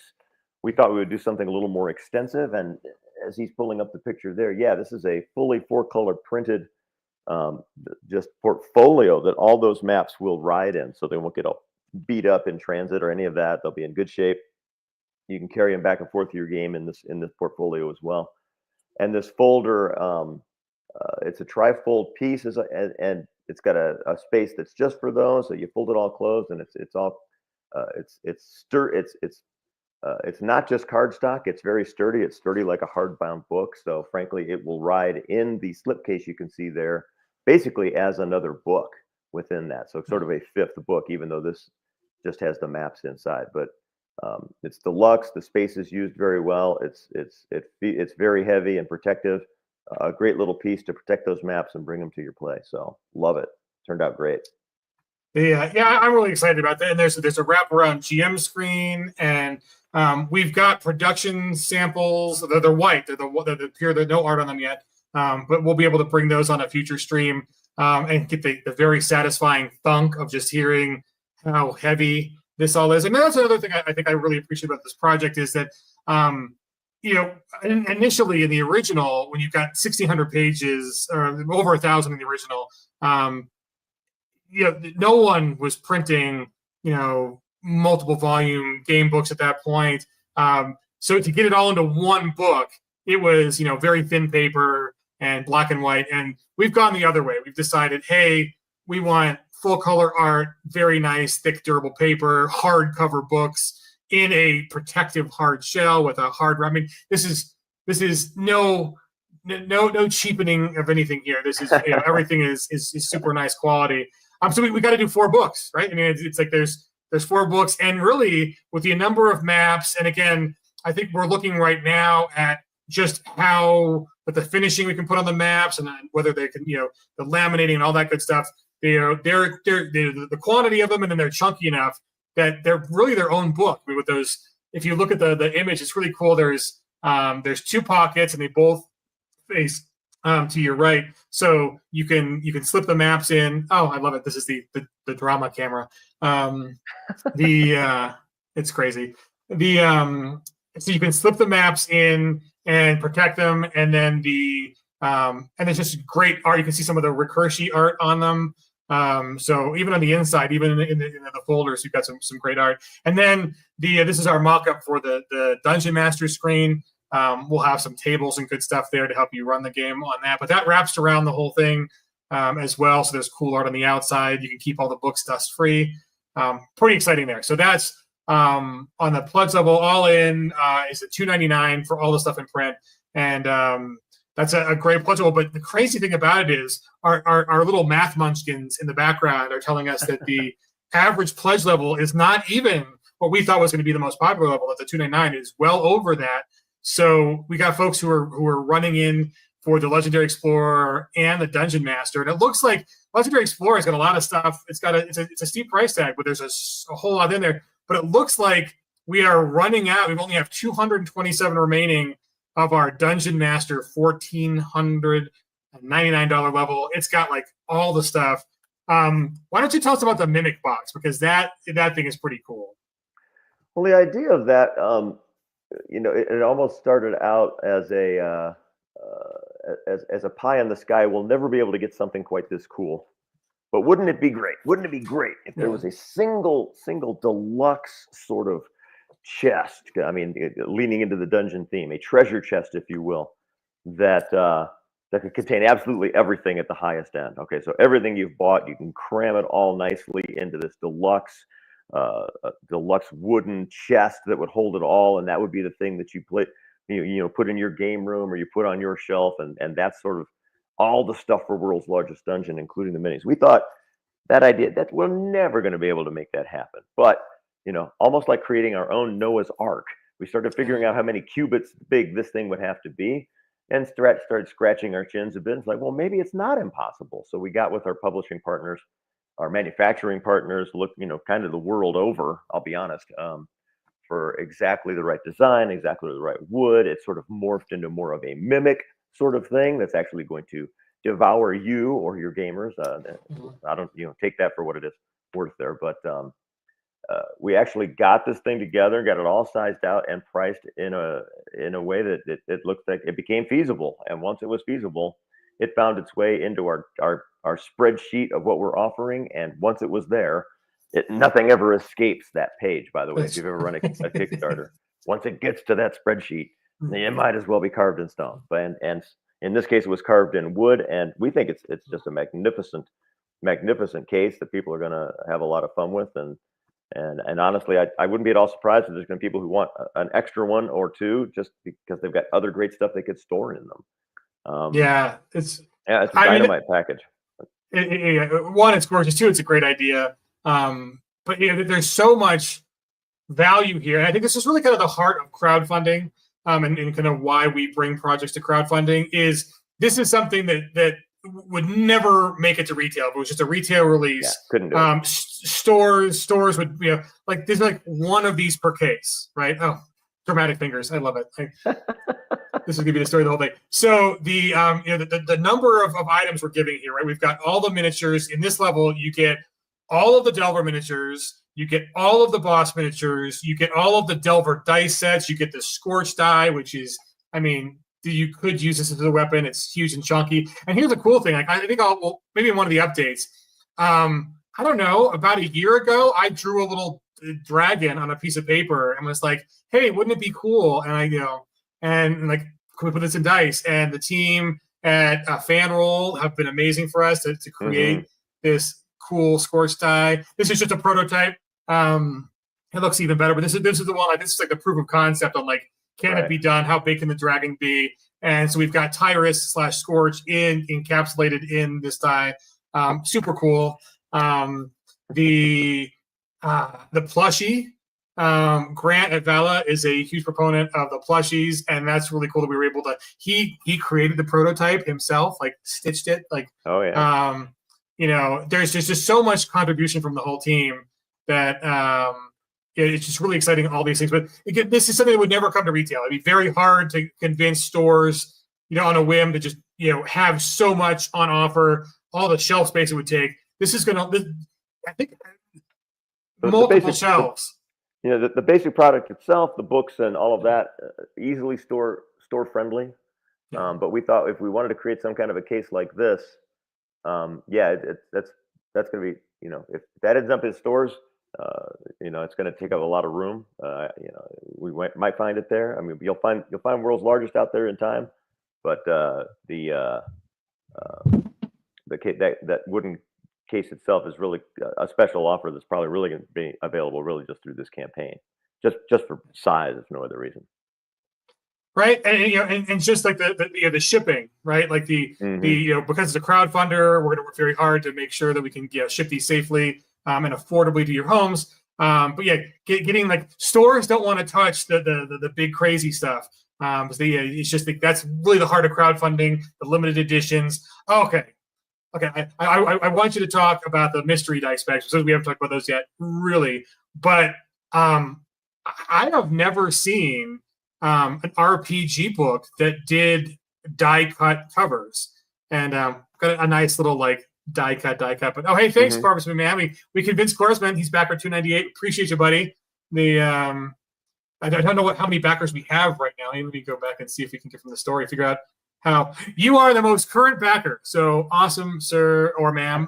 Thank you for getting in on the one more backer, and it looks like we might push over 120K, which is amazing. But the backer number is really the one we look at. That is the amazing number. Thank you for almost 300 people. It is very exciting to see so many people embrace this.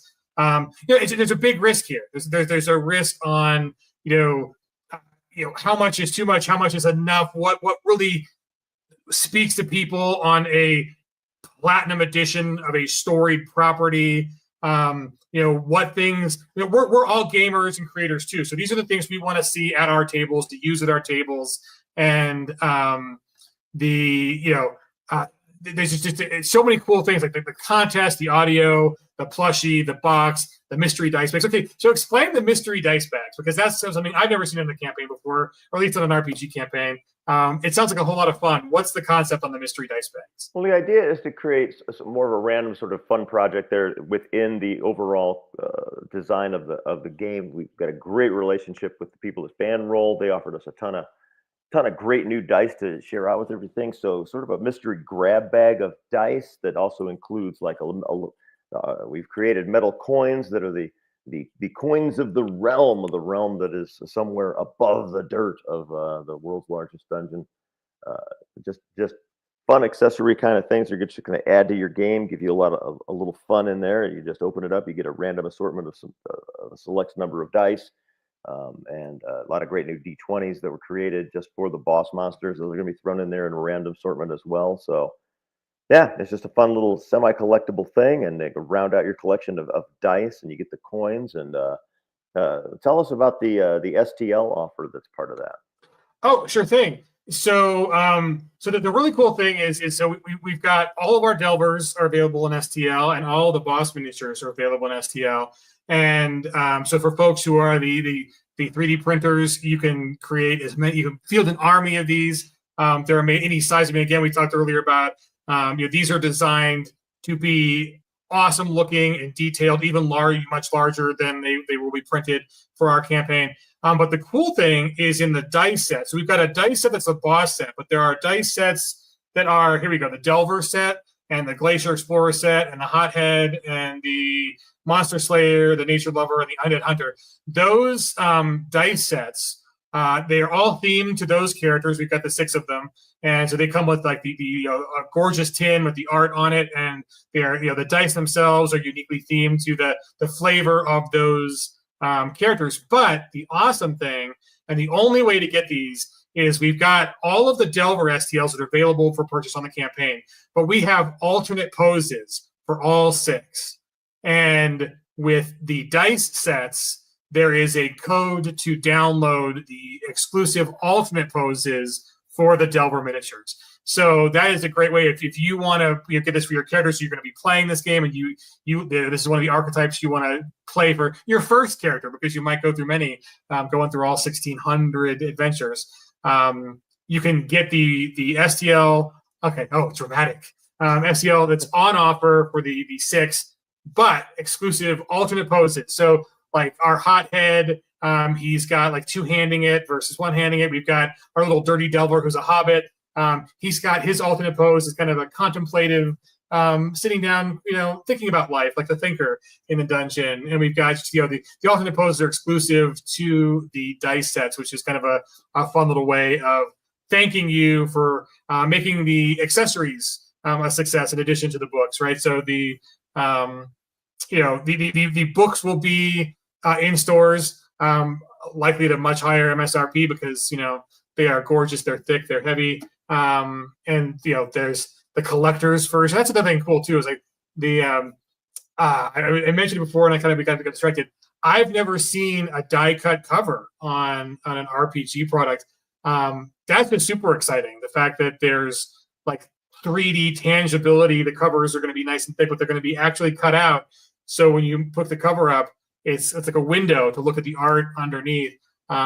That's what I'm most excited about. I think that just seeing how that turns out, because it was a cool little pond clever idea, like, let's die cut a die on the cover. So we've got like a D20, and the faces are going to be cut out. So that's what I'm most excited to see, is just how those turn out, because I've never seen, of thousands of RPG products I've never seen one that had a cool die cut cover. So it certainly turned out well. The artists on our team and the graphics people really embraced that idea and came up with a tremendous design. And yeah, it really is striking. I think it makes a great limited edition cover. Awesome. They look great.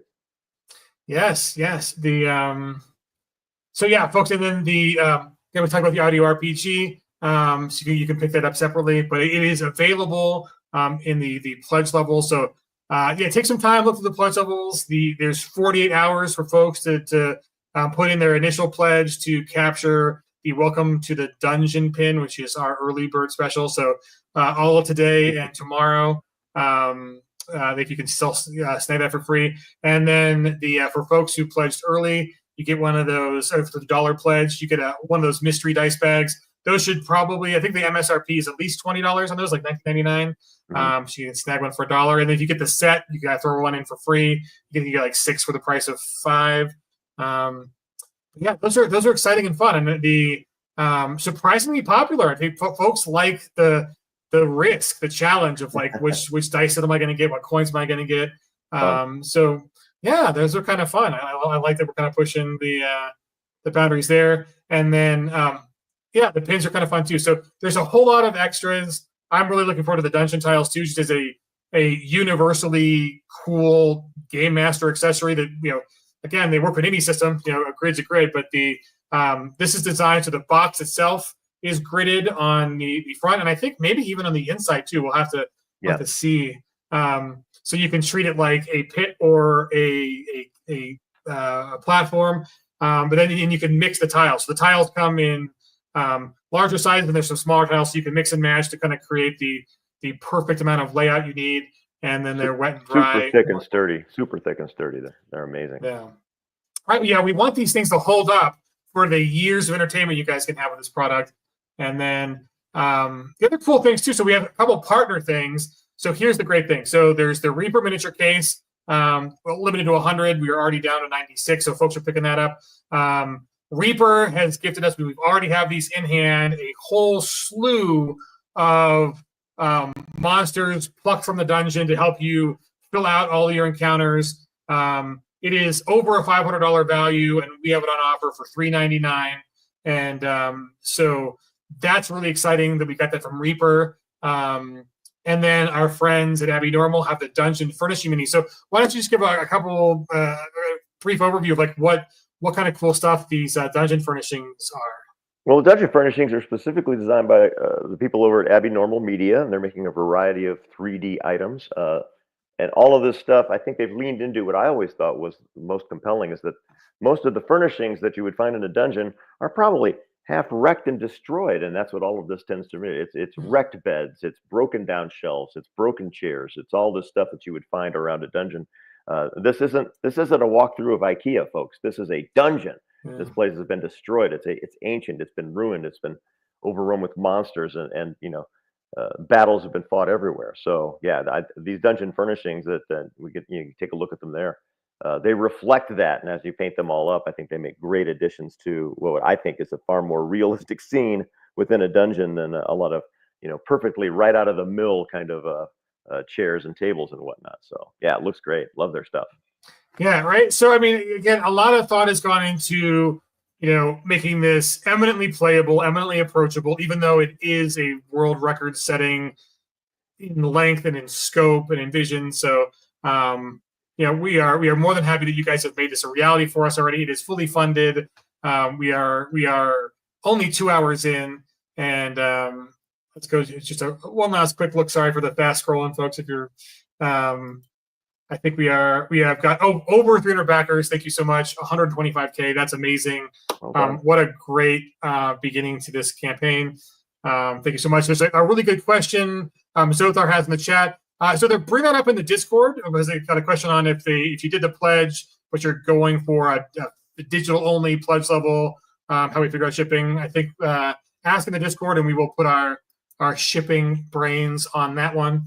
I don't know whether the pledges were for physical pledges only or just for the digital, but ask in the Discord, and we will have our team figure out exactly what a good plan is there. And so on this question for the VTT, we are not doing VTT as part of this campaign, but depending on how this campaign goes, we do have some good contacts with the folks who do the #1 VTT creators in the industry. So that decision is up in the air. That will be a community-led decision. We see how expansive this is, how good it is, and whether just kind of the I mean, it is huge, right? So doing a VTT would be a pretty big endeavor. We might do a second campaign if that's kind of the right thing to do for there or not, but that is undecided currently. So the answer is not no. But it's definitely on our minds. It is. Tim, congratulations on a great start. I know we kept you longer than we promised. Right. I think I'm going to try to queue up the Zinzer Dancy video for folks. Cool. But otherwise, thanks for joining us, and we will be back. We'll have everybody back on stream over the course of this campaign. It'll be a nice, sizable campaign, so you can save up a couple paychecks. And that's one thing we didn't mention. The pay over time is enabled on this campaign for pledges over 150, and so that allows you to get multiple smaller, easy payments through BackerKit. So we know it's a lot on offer. We have done our best to match quality with price. And so being able to give you guys the ability to make payments against it is an awesome thing that can help you guys make it a little more approachable to get to your tables. And I mean okay, so here's another question. So the dice sets are the only way to get the alternate poses for the Delver STLs. So the STLs on sale are all the ones you see that match the ones we're getting printed. There are no plans to do physical prints of the alternate poses. The alternate poses are connected to those Delver dice sets. So if you get a pledge that has the Delver dice in it, you will get those included. So that's where you get the alternate pose STLs. So that's the path to get the alternate poses. We love the original poses too. They're great, but it's just kind of fun to have a little thank you that are for folks that we really think are going to use those dice and those characters to kind of explore this game and other games. So, oh wow. So it's been 2.5 hours. I'm gonna go queue up the Zinser Dancing video, but thanks, Tim, for inviting me onto this project and for kind of the vision behind all the cool stuff. So remember, folks, portals-2-adventure.com is where you can find out about the contest. That is Get involved. It's lying there waiting for you to take it up. You can do it. We want to see you guys get published. That's the thing, right? Like, you could be backer number 300, but you could also be the winner of the contest or one of the finalists who gets your name associated with one of the biggest RPG releases, hopefully of the decade, certainly of the day, if not the year. Man, it's been 314 of you. That's good. Pi number of people. Oh, this is our Pi event. Pi event. I was told there would be Pi. But the folks, I mean, it's been amazing. Again, reach out to us in the Discord. We will be improving the FAQ as we go along with your questions. There's a whole lot to read. It's a whole big campaign. So if we miss anything, let us know. But we're available on that Discord and on the campaign. But I mean, there's still like 2,000 of you watching right now, which is scary. That's a really lot of people. But yeah, we will have more live streams over the course of the campaign. And so thanks, Tim. I appreciate you, buddy. And we'll have you back on. Hopefully we'll get your camera working before we bring you back next time so you can smile. Yeah, that's probably a good idea. I need awesome tech help. We'll make it work. Thanks, everybody. Take care. Appreciate you, Tim. Bye. Hi, folks. Okay, so give me a moment, and I am going to pull up the Zinser Dancy interview that JM did. It's a great interview. It's going to have history of the world's largest dungeon. We're going to talk about the history of AEG. There's some really cool stuff because you got Dancy on there about the OGL and how this is kind of one of the major projects of the OGL and where that fit in the history of RPGs. So again, it's been an honor for me to be involved with so many of these great creators in the history of we're a young industry, right? I mean, we are just at the point where the true founders of our industry, some of them are still alive and kicking, but we are kind of just in that second generation. It is a hobby industry. There's still a lot of, hobby ethic and, homebrew is still a major part of this. So it's great that, that you all have been so excited to get part of the world's largest RPG, the history of it, and we're excited to bring it back new for you. But I'm going to dig in my files and hopefully pull up the great interview. But for the next hour, please enjoy the Zinser Dancy interview that kind of gives the history of the campaign. But bring your questions to the Discord, and we'd be happy to answer. But thank you all for being so amazing and making a super fast fund and being so nice in the comments so far. So that's really a nice thing. So we're glad that you guys are excited as we are to bring this back, and we'll be in touch with updates, with some stretch goals, and all that good stuff. But right now, enjoy what is an awesome interview with some industry titans. Cheers, folks.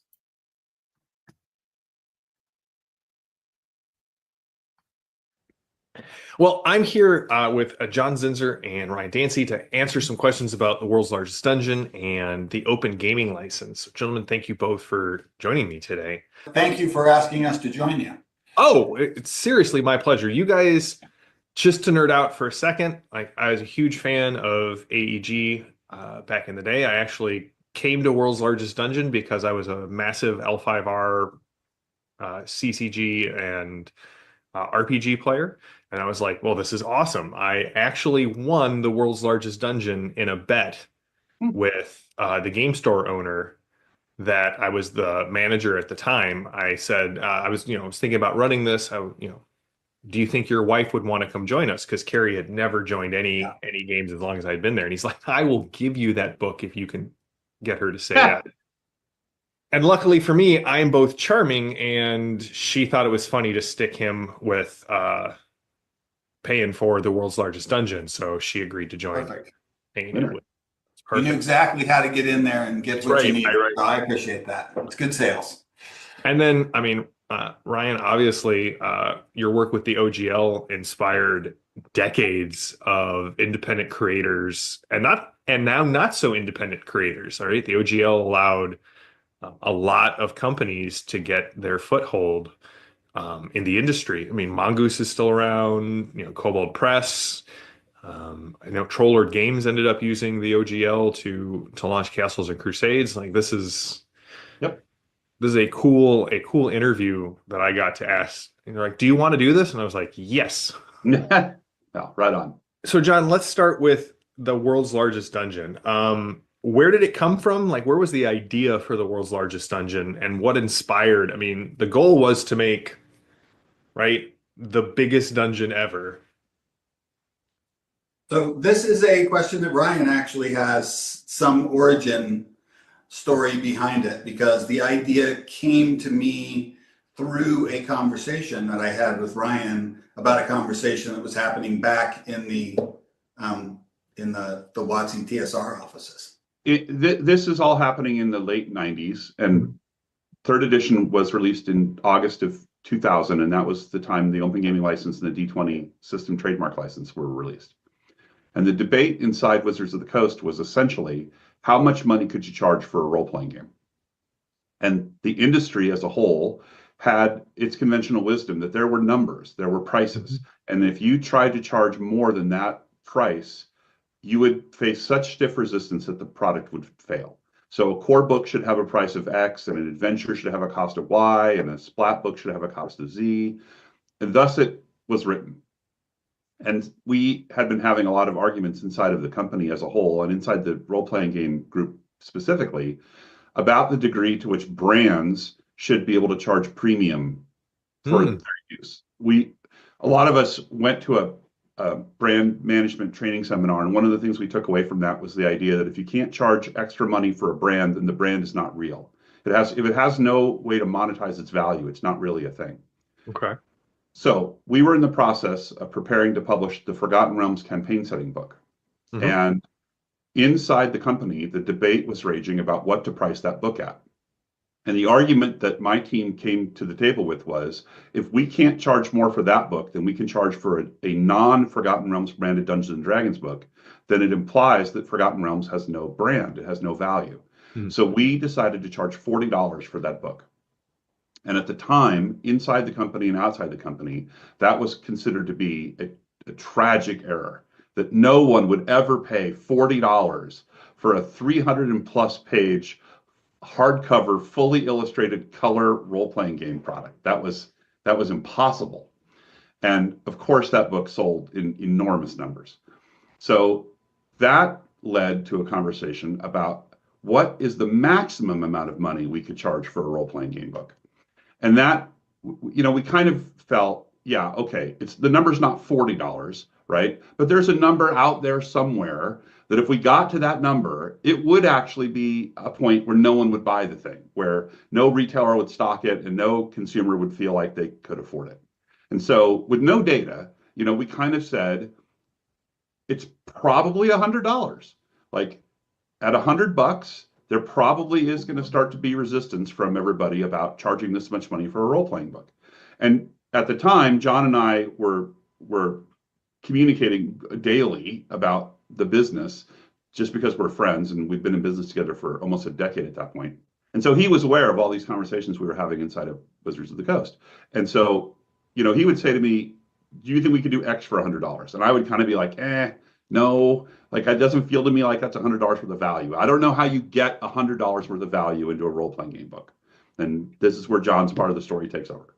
Yeah, so I'm in the shower one morning, and it comes to me that I can just start putting monsters in a dungeon until there is so much value in that dungeon that somebody would buy it for $100. And my moment was I started screaming in the shower. I got it. I will just put monsters in a dungeon until it's the world's largest dungeon.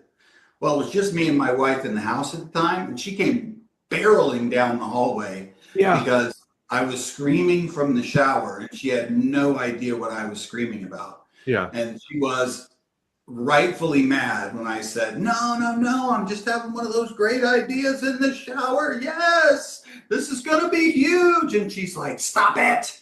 You scared the hell out of me.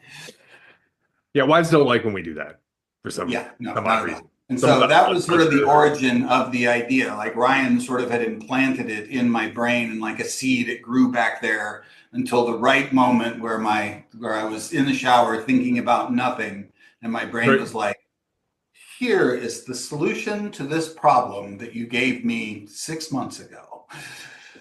I'll be honest, that's how I GM. I go, I don't know how I'm going to solve this, and just toss it to my subconscious. And then usually it's in the middle of doing, like I'm making coffee or something, and my brain goes, hey, what about this idea? Yeah. There you go. I mean, the kind of amazing thing to me is that it doesn't get done more often. So like there's a monster manual for Dungeons and Dragons. Somebody at Wizards could say, we're going to make an adventure that uses every monster in the monster manual. Mm-hmm. We're just gonna. Like, we're going to take as much time as it takes. Maybe it's 1 volume, maybe it's 10 volumes, who knows? But we're going to use every single one of these monsters. But no one ever does that. No. Like, it's kind of like an idea, and the World's Largest Dungeon did really well. It's kind of like an idea that just kind of sits there waiting. Yeah. Yeah. And then it's right. As soon as somebody does it, then everybody you can hear the collective. Yeah. Well, first of all, it's super, super, super hard work. Really hard work. I mean, that's one of the reasons that AEG didn't do 15 different World's Largest Dungeon products, right? It is a huge endeavor to do a giant book like that with all of those monsters. So you really do have to have kind of the unique opportunity of the team that's able to do the work, and the illustrators and the map makers and all that stuff. Like, you really have to have the opportunity. It's not something that most publishers could just do. Like, they'd have to have this unique moment in time when they could do it. Yeah. So I know we talked a little bit about this before the interview, but what were some of the biggest challenges in designing and producing something on this scale? So I would say that that internally, the one of the biggest challenges was the challenge of wrangling that many freelance writers to do the project. We realized early on that we were going to have so many words in the book that we weren't going to have a lot of room for a whole bunch of art in that version. And so that was a pretty easy process for us we had artists that we were working with. Back then, black and white art was fantastic for role-playing games and supplementary products. And so we had a good group of artists that we could work with. But getting that many writers to write, like, I mean, one level of the dungeon is a gigantic, I mean, it's as big a dungeon as ever been published, and we published 16 of those maps in the world's largest dungeon. And so we had at least 16 writers working on the game. And then we had Jim Pinto, who was the main editor for the product, who did a really good job sort of wrangling all of those writers into the vision. And the vision was really simple, right? You walk in the door at first level and you walk out the door at 20th level. And the maps were all sort of set up to, like, this is the map you're in when you're level 1. This is the map you're in when you're level 2 to 3. So it was the cadence of leveling up your character allowed us to put sort of walls around each of those writers so that they knew where they were playing as far as, you know, what level of characters are supposed to be dealing with their encounters. So that was by far the hardest part of it. As somebody who's wrangling freelancers to do the rewrite, the update, yeah, it feels right. It feels right. Yeah. Any fun stories from either of you, or anecdotes about, anecdotes? Let me rephrase that. Anecdotes about the original as you were going through it. Ryan, as you were hearing about this thing kind of being put together on the inside, John, as you were putting it all together as well? I think for me, there were a couple of really big moments that when we got the maps in and then output them to the actual size that they were going to get published, that gigantic square of maps that we hung up on the wall in our office was, wow, we probably wouldn't have taken this project on if we'd have started there, right? Like that is an elephant that just seems too big to eat, right? So that was like we're like, whoa, this is the product that we've been making, unbelievable. And then for me, I use the World's Largest Dungeon as a game master. I use the World's Largest Dungeon as like an encyclopedia of encounters, right? So I didn't run the World's Largest Dungeon for anybody go through the door at first level, come out the door at 20th, although many people have used it for that. But I used it as I need an encounter for a party that's 7th level. I'm just going to look through this thing and make one of these cool encounters a feature dungeon encounter in a completely separate thing that I was doing. And for me, like, it was just a never-ending list of quality, interesting encounters in a book that was writing up encounters of all of the monsters that were available.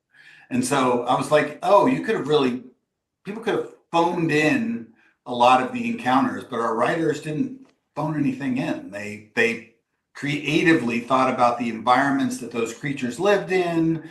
They thought about how they ended up in the dungeons, why they were there, how to put elves in like the 7th level of the dungeon, and you do so with it's just crazy things that, like, when you say, let's make the world's largest dungeon, you don't think about having that connective tissue that's going to turn it into just a great product. And so, like, for me, that was like, as I got to read it, I was like, oh, holy crap, that's cool. Like, oh, I'm going to use that in Saturday's session. I was one of those people who ran it. I think the group got to about 18th level before they left. I was running it as a pay-to-play game at a game store, and routinely had 12 to 16 people showing up to play in that. So I did it in the craziest way possible. Wow. Okay. Ryan, what about you? Do you remember hearing like any stories from that time? Because as I understand, one of the big selling points of the OGL was that Wizards wasn't going to have to produce as many adventure modules that would get farmed out to the community. And here comes along AEG and is like, we're going to make the biggest one ever. Right. Well, I mean, luckily by that point, it was pretty obvious that the dungeon problem was not going to be a problem. Like, there were hundreds of dungeons being published. I wouldn't say this is true today, but in that era, maybe the first 5 years of the OGL, a dungeon was probably the thing that had the most pent-up creative desire. Everybody had an idea for a dungeon they wanted to publish. They all had, hundreds of people had run through 1st and 2nd edition dungeon modules and wanted to. So that there were lots of content available. I didn't interact with the World's Largest Dungeon very much. I was doing other things at that time. I was in transition to running a digital services company called Organized Play, that was designed to provide tools for people who publish games to track and score, tournament events. And we were running the RPGA's Living City campaign, the Forgotten Realms version of the Living campaigns for the RPGA. The one thing that I do remember at that time was that Monty Cook had decided that he was going to do essentially the same thing, not necessarily do a book that was just going to have every monster from the monster manual in it, but that he was going to make $100 role-playing product. So his product is called Tolus City by Fire. That came out 2 years after the World's Largest Dungeon was released. And I can't speak for Monty. I don't know to what degree the existence of the World's Largest Dungeon influenced that product. But I think that the same fundamental question was there about how much can you charge for a role-playing game before people will say, no, I won't buy this. And having had the World's Largest Dungeon already in the market proved that the number wasn't $100. So, it was high. It was something higher than that, which, that certainly gave Monty, I think, less risk that what he was trying to do was going to cause him problems. And I wouldn't be surprised if there are several $100 products from that era. I just don't know what they are, but it wouldn't shock me if several publishers had been doing effectively the same thing. The other thing that I always like to remind people is that TSR actually had a giant missed opportunity in this space. So one of the things that kind of fed into the work that happened at AEG with World's Largest Dungeon is a product that TSR published called Ruins of Undermountain. Ruins of Undermountain is a box set for the Forgotten Realms, and it is essentially a big box full of maps on graph paper, and it's enormous. I mean, if you took all the maps in there and spread it out, it would just be a gigantic space. It was not designed as a product that used that map. There's like a little bit of a product of an adventure that comes with it, and it's essentially left up to the dungeon master to basically fill in 95% of what's on those maps, right? But I always do wonder what would have happened if somebody at TSR had said, well, we have this incredible map at World's Largest Dungeon, and we're just going to fill it. We're going to keep writing adventures for it until we've used every hex, every square on that grid. And I know that AEG had that product because I actually sent them my copy of it so they could use it as a reference for what kind of the missed opportunity, what hadn't been done. Yeah. And I think that it is part of the value of World's Largest Dungeon that all of the maps get used, that there's content for everything in that book. So you get the full value. Like there's no missing thing in there. You get it all. Even if it's an empty room, it's got, flavorful descriptions and yeah. All right. So John, how was it received when it came out 20 years ago? It was received really well by fans. The way that distribution and sales work, the first barrier to entry for a product of that magnitude was getting the people who would have to pay for it in advance of other people paying for it to buy in at a level that was high enough. So it had marginally good sell-in at release. And then after the books reached customers, we got that sort of frantic, oh, holy mackerel, we under-ordered this thing. We need 10x what we had originally thought that we needed, which was good because we had risked more than we were risking at any time on that product. We printed 10,000 copies of it, which for that period of time for a small game company was a big print run. Yeah. And we'd only sold in a couple thousand of those. And so like if we'd only sold a couple thousand of them, that would have been a big failure. And over the course of the next year, we sold all 10,000 copies. Oh, it's awesome. Like that was just an amazing accomplishment, and we really enjoyed doing it. But we were at that point, we were starting to morph again as a company, sort of away from being at the end of the OGL or D20 craze. We were already sort of in a metamorphosis to move into the new company that we were going to become. So role-playing became less of a priority for us, along with CCGs, two things which I look at now and I think we were really good at that, and people are doing really good with those things now. Like, why did we change? Well, looking back, how do you feel like the World's Largest Dungeon maybe reflected some of the trends of the RPG industry in the early 2000s, or anything that made it really resonate among the player base at that time? So I would say, I actually made a note about this because I think it's an important question. So I think that when role-playing games were created, it was like any other time that a new thing gets created in a creative industry.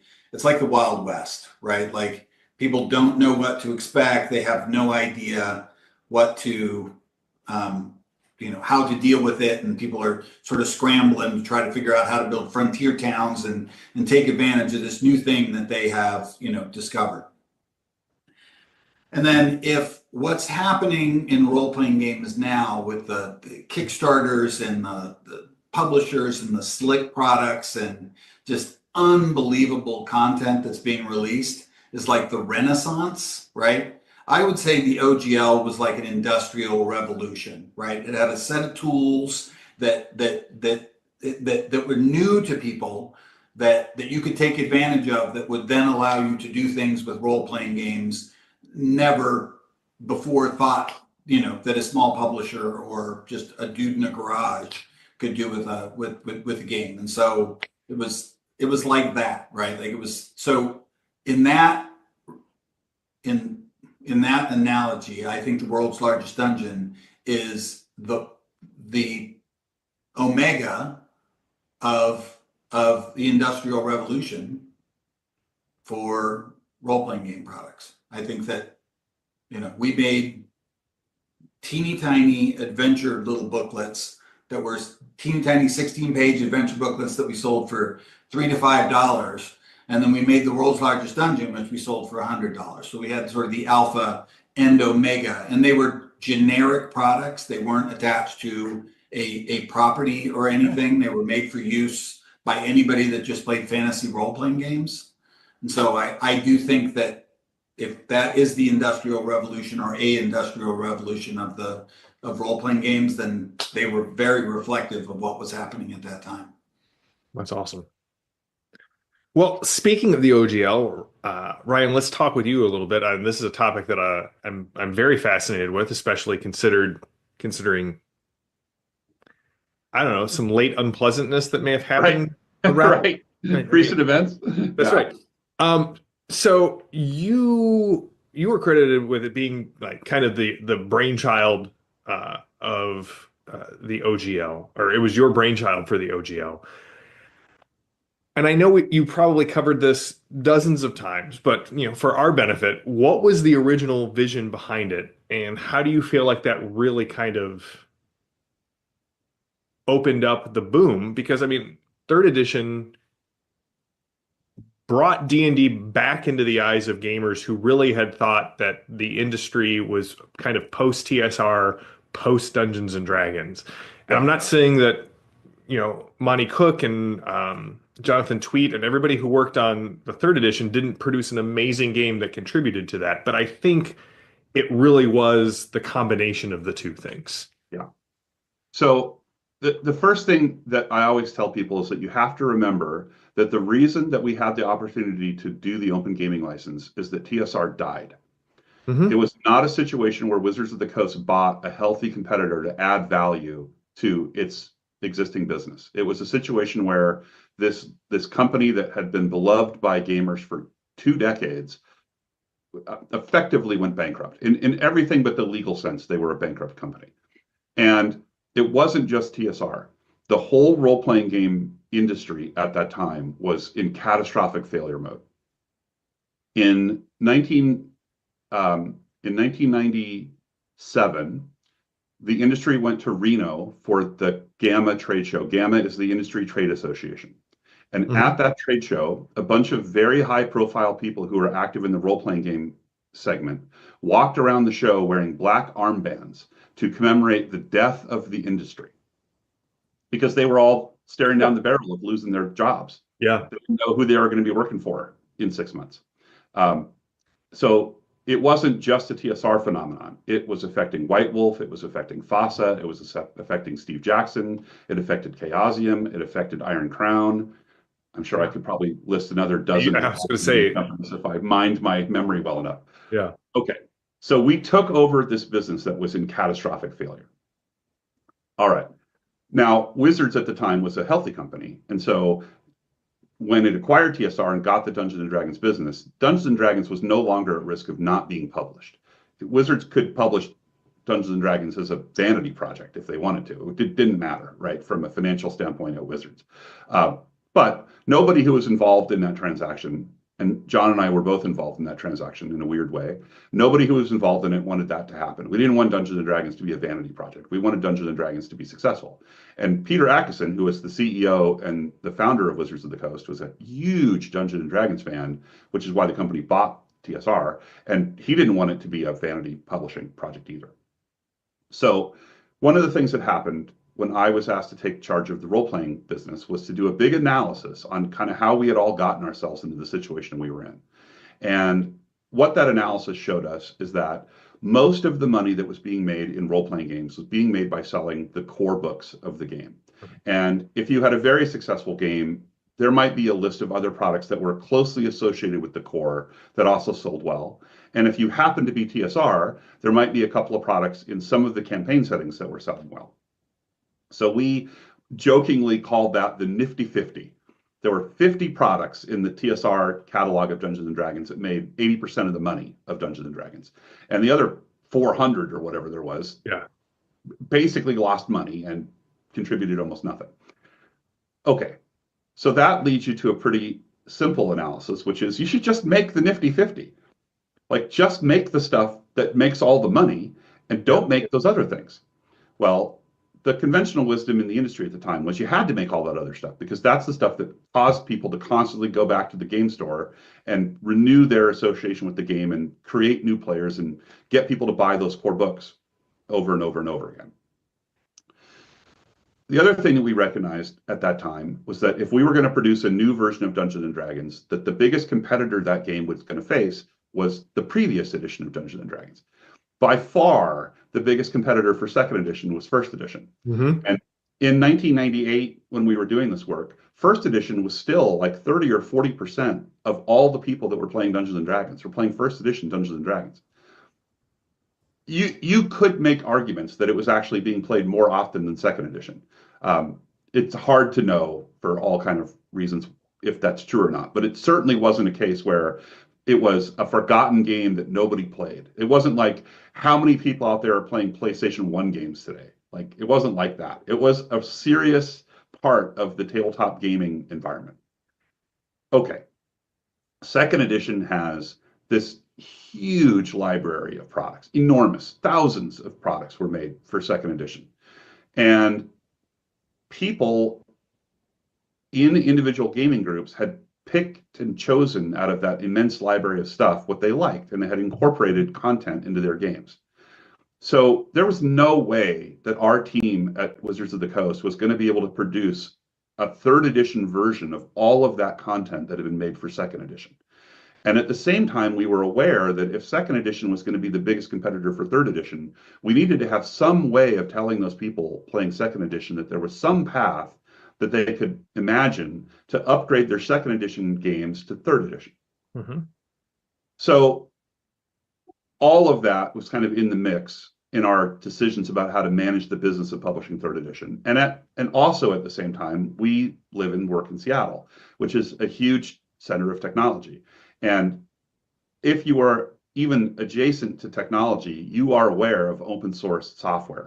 And in the late 90s, open source software was like the revolution. It was changing the way software was made, and it was having effects at every level of the value chain. This all was happening, for those of you who don't remember, in the middle of the very first internet boom, the dot-com bubble. So the ideas about open source and the cathedral and the bazaar and the benefits that you would get from having a crowd work on your project and not just a small team were in the air in Seattle. And so that all of those dots kind of led us to the idea that we would create the Open Gaming License. And the real purpose of the Open Gaming License was to provide a pathway for people who weren't us to make content that would help people playing second edition change their games from second edition to third edition. And if along the way a bunch of other really cool stuff got created, well, the Open Gaming License gives Wizards of the Coast as much right to use that as everybody else. And so it would have the opportunity to incorporate the best of the best being produced outside of that building into future iterations of Dungeons and Dragons. It would get the open source benefit, the crowd benefit of having many, many, many people work on, a shared product. The other thing that we knew from that analysis that we had done and the catastrophic failure of the role-playing game business as a whole, that one of the things that was really affecting it was that the network of players was really fragmented. Every different game being played by a play group creates its own little social network.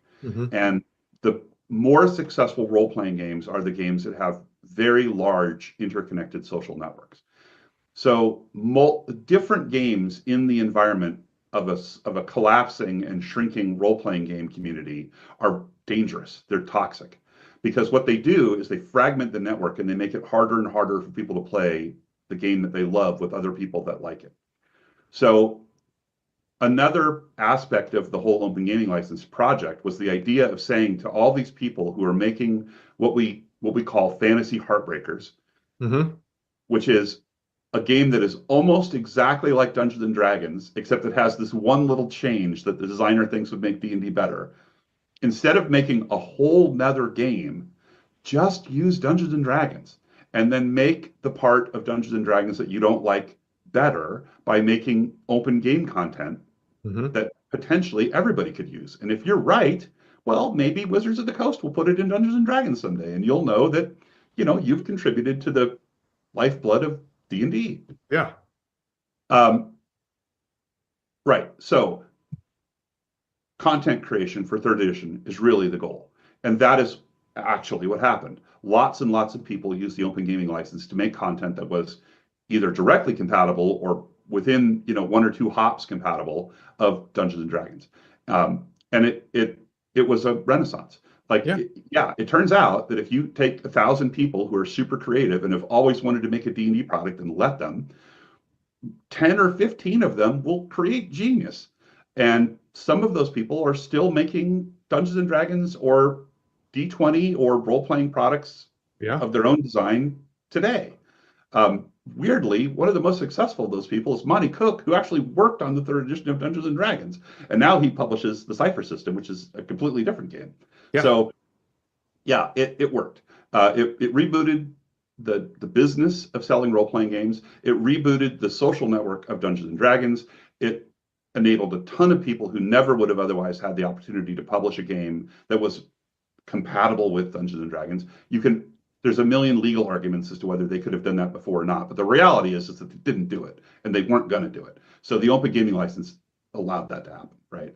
And the world's largest dungeon is in that stream. It's a part of that creative flourishing that happened when the open gaming license came available. And AEG was a company that was really well positioned to do something great with it, and they did. They did the world's largest dungeon. So, you know, here we are 20 years later, and that product is gonna be born again. Yeah, I know, right? And with a ton of like additional stuff, like John, let me ask you about that. Like, I mean, as this was coming out, right? I mean, AEG had a strong RPG, you know, presence, right? Background. Yeah, you had 7th Sea, you had Warlords of the Accordlands. I mean, I guess Warlords of the Accordlands came out under D20. You had Legend of the Five Ring. What was it about the OGL that made you go, "Hey, we need to get in on this," and then, you know, just continue to be working through this? So I kind of feel like the OGL thing happened. I think the OGL thing happened at a perfect time for AEG. Like, I have run AEG for 30 years now, and we've lived through, I don't know, 4 or 5 what I call market crashes or changes or significant moments inside the gaming industry. 2 CCG crashes, the OGL thing, then the OGL crash, right? It was just like, and the thing that AEG has been pretty good at it is sort of being a sort of chameleon to the times that it is living in. And I think that we were able to do that because we made the decision to do storylines inside of our collectible trading card games, which felt like developing a role-playing game universe inside of a card game, which led us to hiring a bunch of people who liked writing role-playing game material to tell our stories. And then those people are like, well, I'm already writing all of this stuff. I should just make the role-playing game. And so the role-playing games weren't where we started that business, but it was a natural progression because we were doing so much world building. Yeah.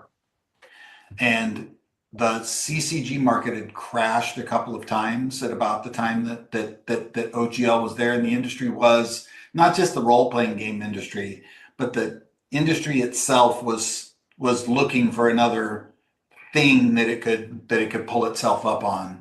And that the game companies that were sort of struggling to get foothold in the slowly deteriorating CCG market would look to hold on to. And the OGL craze was easily big enough for a bunch of companies to say, this is firm footing for us to do something while we figure out what we're going to do while we get out of the collectible trading card game business. Yeah.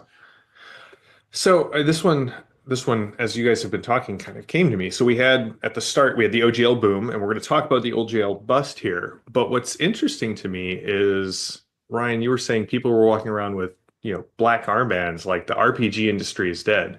And most of those companies that you mentioned ended up producing very successful products under the OGL. Yeah. And then when the OGL bust happened, Yeah. they were able to basically revitalize the games that had originally made them successful. How do you feel like the OGL ended up being a bridge, maybe a life support for some of these companies that kind of sustained them through sort of what would have been lean years when D&D made this massive resurgence? Yeah. So let me start by saying that I don't really accept the premise of the D20 bust. Okay. So there was a time when there was a lot of D20 product that was sold into the channel that didn't sell to consumers, and then that product got destroyed, thrown away. So if you were a retailer, you definitely had the experience of saying, we bought a whole lot of this product and we didn't sell. Yep. At the same time that is happening, there are really successful games being published that are still being published today. Pathfinder came at that time, roughly. It's arguably the second largest role-playing game probably ever. It's hard to know exactly for all kind of reasons, but yeah, it's huge, right? It really wasn't until the rise of Kickstarter that companies started to become successful selling games that weren't in some way derived from D20. So the big Kickstarter push into RPGs doesn't really start to happen until after 2015. Maybe you could even say as late as 2020. I don't know. Yeah. It's not something I specialize in, so I couldn't really draw you a graph of the volume of role-playing games on Kickstarter. So from 2000 to like 2015, most of the successful role-playing games that are being published are either Dungeons and Dragons or a version of D20. So, the companies that predated the open gaming license, a lot of those companies are just gone. White Wolf effectively doesn't exist. I mean, I know that there's a version of White Wolf that's owned by a Swedish video game company, but and they occasionally publish, a vampire product. But it's not like there's a company called White Wolf that publishes role-playing games as its primary business. FOSSA effectively doesn't exist. There's Catalyst has kind of inherited a lot of their stuff, and they do a little bit of Shadowrun, and but there's no role-playing game company that anybody would point at and say, oh, that's FOSSA. I think you can make an argument that Chaosium is survived, and in fact, they are literally still publishing the basic role-playing game, the game they started publishing in the 70s. So, good on them. They made it. Iron Crown, they published the Middle-earth role-playing game. They're gone. Anyway, I don't want to go down the list of all the tombstones.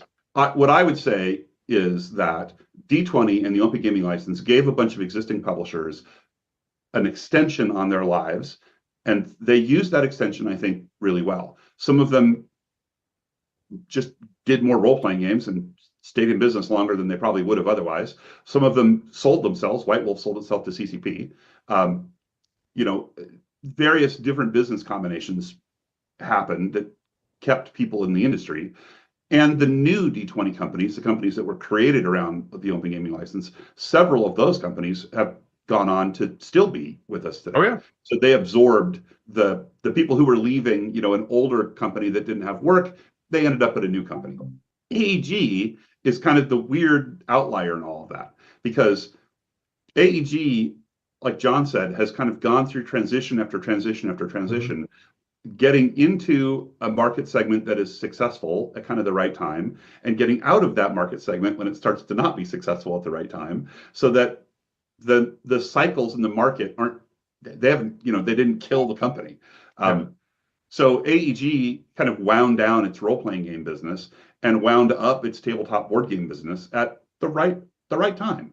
Now there is a renaissance in role-playing, which is, like I said, driven by Kickstarter, but AEG is on a different fork in the road. We're not on the role-playing fork anymore. We're on a different fork.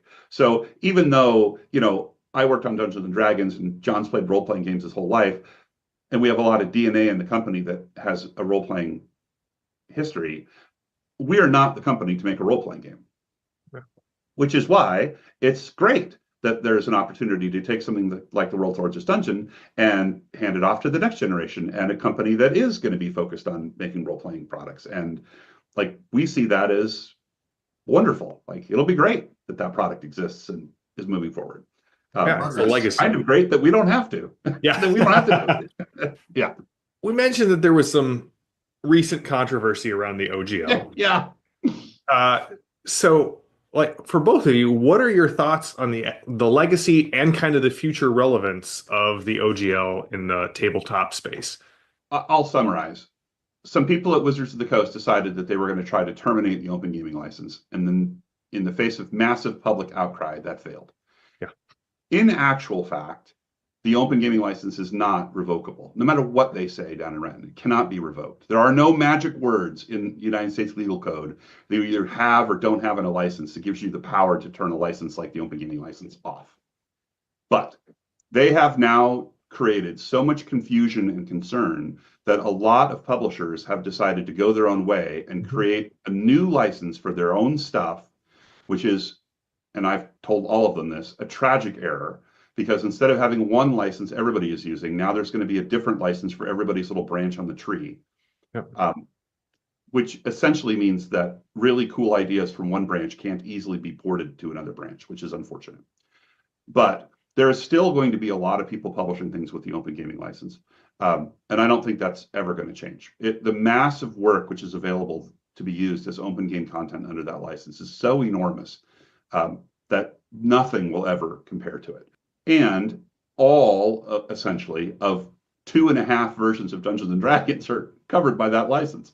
So if you care about Dungeons and Dragons and you want to make products that are compatible with Dungeons and Dragons, that is probably the best license to use. Now, Wizards has done some licensing using a different licensing regime, but they kind of screwed it up and they kind of used the wrong license. And I don't really think that that's ever going to matter. I think it's going to be a curiosity that license exists and that there is content you could use with it. I don't think it's ever going to actually matter. Here we are, whatever it is now, 2.5, 3 years after this kerfuffle. Nothing legally has changed other than that a bunch of publishers have decided to go their own way and write their own licenses. So that's where we're at today.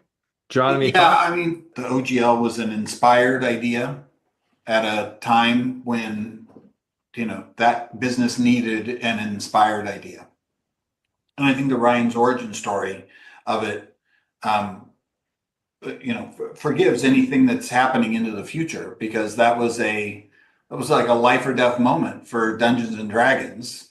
And like, in hindsight, I can't think of a better path for Dungeons and Dragons to get on to get to the place where it is today. I mean, a lot of times I'll look at businesses and I'll say, ooh, like, I would have done that differently, right? Like I see where they got to, but there's a way easier path up the mountain than the one that they took.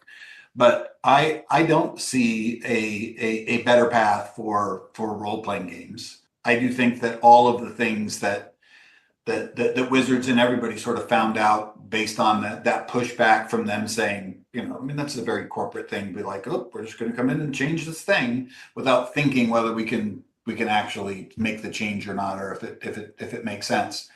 I think that everybody sort of learned that there's a lot of passion behind being a creator, like being a dungeon master essentially makes you part of a creator. And what the OGL has done is it has democratized being a creator in the world's greatest role-playing playground. Yeah. And I don't think that you can put that genie back in the bottle, and I don't think that gaming would be better if they found a way to do it. All right, so you guys have both been in the industry for decades. What are some of your proudest moments or stories from, we talked a little bit about the open gaming license, which obviously is a huge contribution, but what are some other fun stories or products that you worked on that you're still to this day super proud of?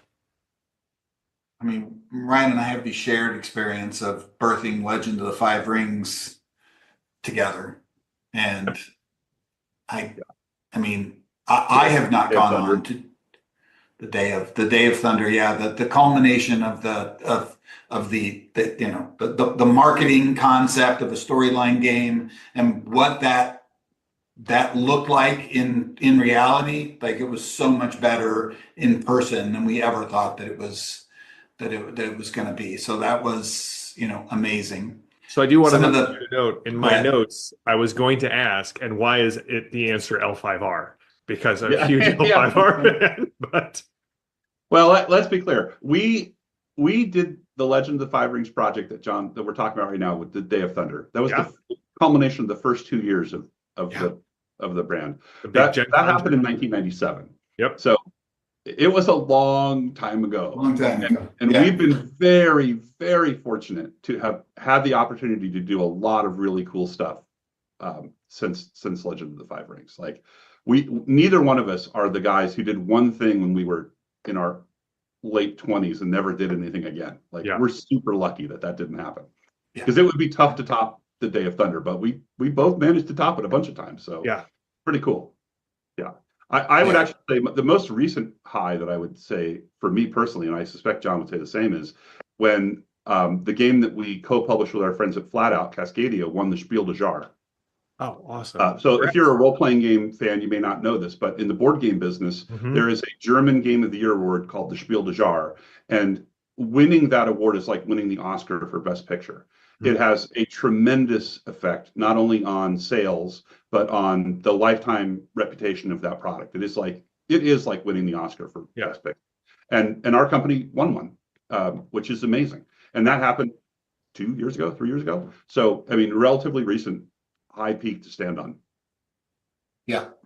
I think that, all of the people that I've met through the industry, like, that there's just so many great friends that I've made. I think that knowing that Love Letter was a magical product, the first time I spent a minute playing that game with Seiji Kanai, there was this like instantaneous recognition of greatness in that moment while I was standing in Japan. And myself and my lead developer, we played it and we walked away from that playthrough, and I said, we're definitely publishing that. And he's like, yeah. Like, we were on our way to another meeting. We couldn't wait to get out of that meeting to get back and sign Love Letter. So for me, Warlord was an amazing moment, because my team pitched it to me as a game set in my original Dungeons and Dragons world, and which, like, oh, that's why I got into gaming, was like, I'm one of those game masters that was pent up and wanting to get my game world out into the universe that the OGL released on D&D. But that moment for me meant that my belief that even when times are tough, that we would find a path forward for the company. Like we had a couple of times before that when we were in a little bit of danger, but not in a lot of danger. And at that time we were like, oh, like, if we don't get a hit game out this year, we're going to go out of business. And from that, Warlord was born. And then magically my phone rang 3 months later, and it was Wizards of the Coast saying, well, I've been told I need to offload Legend of the Five Rings. So do you want to buy it back? Which there was much rejoicing throughout the fandom. There was much rejoicing throughout the fandom. Like, my mic drop moment would be to get it back a third time, save it in a way that we have not, that has heretofore yet been done. And then I could just be like, okay, I'm 70, I'm out. Like, I did it again. Yeah, that's not going to happen. They're not crazy enough to give up that asset. So we've talked a lot about how the OGL brought a lot of new people into the creative and business side of role-playing games. What do you wish more people would know about the business side of role-playing games? Or maybe even like, what advice would you give to people like entering the RPG space today? That is a great question. Great question. And now I'm just going to talk about role-playing games in general, although this definitely applies to all kind of tabletop gaming. I wish that the consumers, the customers, had an understanding of how much value they're getting in the products that they're buying. The cost to make the stuff that we sell them is pretty high. And unfortunately, one of the ways that the costs are controlled in our industry is by keeping salaries low. So nobody goes into the hobby gaming world to make a fortune. Like, that's just not what happens. A lot of people work in this industry at salaries far below what they could get if they were, quote unquote, in the real world. Yeah. Partly because of the love of what they do, and partly because that the industry just has a wage scale. It's based on what it has to be in order to get products to people's doorsteps at the prices that people apparently want to pay. I wish that the consumers, I wish the customers had a really clear understanding of how much value they're getting in those products, right? And I would say in the role-playing game space in particular, I want people to understand that there are a very small number of people who make a fairly good wage making role-playing games. And then there are an enormous number of people who make not a high wage for making role-playing games. There are people out there who are writing thousands of words a month and making minimum wage, or maybe even less. And that's just the nature of the beast. That's the nature of the industry. In order for those people to have a substantial increase in the rates they can charge, everything that you buy would have to be priced much higher than it is. So an appreciation for the fact that the role-playing segment is based on the really hard work of really talented people who are doing it in large part because they love it is something I hope that most people who play role-playing games are aware of and appreciate. I remember, I think it was Jason Bowman, entered in a discussion with somebody on social media where they were talking about the price increase between Pathfinder 1E's core rulebook and Pathfinder 2E's core rulebook, which was 60 or 70 bucks.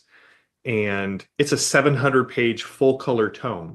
Right. And he's like, listen, in any other industry, a book this sized, this quality, this well-researched and put together would be $350, not counting the fact that you can buy this book once and never have to buy another product ever in your life, and you will be able to enjoy it from now till the day you die. He's like, this is a severely underpriced book. Yeah, that's right. Yeah, we have an industry where people are concerned about prices in the $50 range. But you can go to dinner and have a $50 dinner. You can go to the movies and spend $50. You can go to a football game and spend $500. Yeah. So, value in our products is tremendously high. Yeah. Yeah, I would add to that thought process is that I think that customers have gotten much more tuned in and connected via the internet, and so quality matters now, right? Like, it's hard to hide or keep hidden quality work because there are voices out there that find it, that people trust, and that they will tell them that something is that is quality. And so spending more money on a product now, you do so with at least you're making a decision with your head and your heart, because people out there are communicating about what is actually really good content. And I think that if you're looking to be discovered in a portion of the industry, being a role-playing game writer is the least expensive way that you can get discovered. If you are one of those massive talents, if you're a Monty Cook, that's just finishing up high school and getting into college, and you're like, oh, I'm going to spend all my time graphing out dungeons on my paper while I'm in class and writing up encounters. There are plenty of ways for you to side gig stuff and get your creative out into the universe so that you can be discovered. All right. What excites you guys most about seeing products from this D20 era being reborn or revitalized, such as the 20th anniversary, platinum edition of the world's largest dungeon? I am excited anytime anything that we made has gotten so popular that somebody else is going to now publish that thing. So I get a real moment of pride speaking that out loud because it's happened multiple times in the time that I've been publishing games. And for a game publisher, that's not the most valuable moment financially for the life cycle of a game. But it is a very proud moment to have made something and to see somebody else take that and go to places that you never imagined that it could go. I think the things that are being done with the new version of the world's largest dungeon, we never would have thought. I mean, like some of it is just like so far outside the box that at the time we would never even have considered doing it. But it's awesome. Yeah. All right. So how do you guys, I mean, you guys, again, we've talked about, we've got collective decades of experience here. We have multiple award-winning projects and products. We have, intimate knowledge and the design behind board games and card games and role-playing games and the open gaming license. You guys have been through kind of the second and third big renaissance of role-playing games. What do you see it evolving into? Are there any trends today that you're like, ooh, this is something that in 5 or 10 years, we're going to see how it's completely transformed the RPG industry? Yeah, AI. I mean, it's like the next thing, like it's huge. It's as big as Kickstarter was ever going to be. Yeah, it's going to change everything. I don't know what it's going to change into, but it is going to change everything. How do you imagine? I mean, like if you had to make a prediction today, how do you see AI being implemented more in the RPG industry? Okay, there's a bunch of stuff I want to say, but I want to start with this statement. Currently, Alderac Entertainment Group does not use generative AI in any of our products by policy. So there is no AI created content in anything we publish. That's our current best practice feeling about where we should be as a company. Yeah. So I don't want to talk about the ethics of AI or not because we're not using it. Yeah. Not gonna open that can. Right. So I have believed forever. I mean, there are things written in the 2000 era documents, the strategy documents for Dungeons and Dragons that are in the archives of Wizards of the Coast, that a hybrid of computers and tabletop is the eventual destination for Dungeons and Dragons. And I think that is true for role-playing as a concept. And the big reason I believe that is that most people aren't able to actually run role-playing games the way they're written because they're too complicated. There are rules for so many things in role-playing games that the average person, the average game master, just can't keep track of all of them and use all of them. So the simulation quality of most role-playing games is kind of papered over by GMs just by fiat, adjusting things on the fly as they see fit to make the story be told the way they want it to be told. If you had computer assistants at the desktop, on the tabletop, it could potentially offload a lot of that bookkeeping and record keeping and rules adjudication to let the humans just focus on the storytelling part of the game. And the computer will tell you, oh, it's raining, your arrows are going to fly slightly less far. Yeah. No human ever has to pay attention to that level of trivia, right? But it might improve the simulation quality. Well, and we've seen that with VTTs and I mean, we're seeing that road.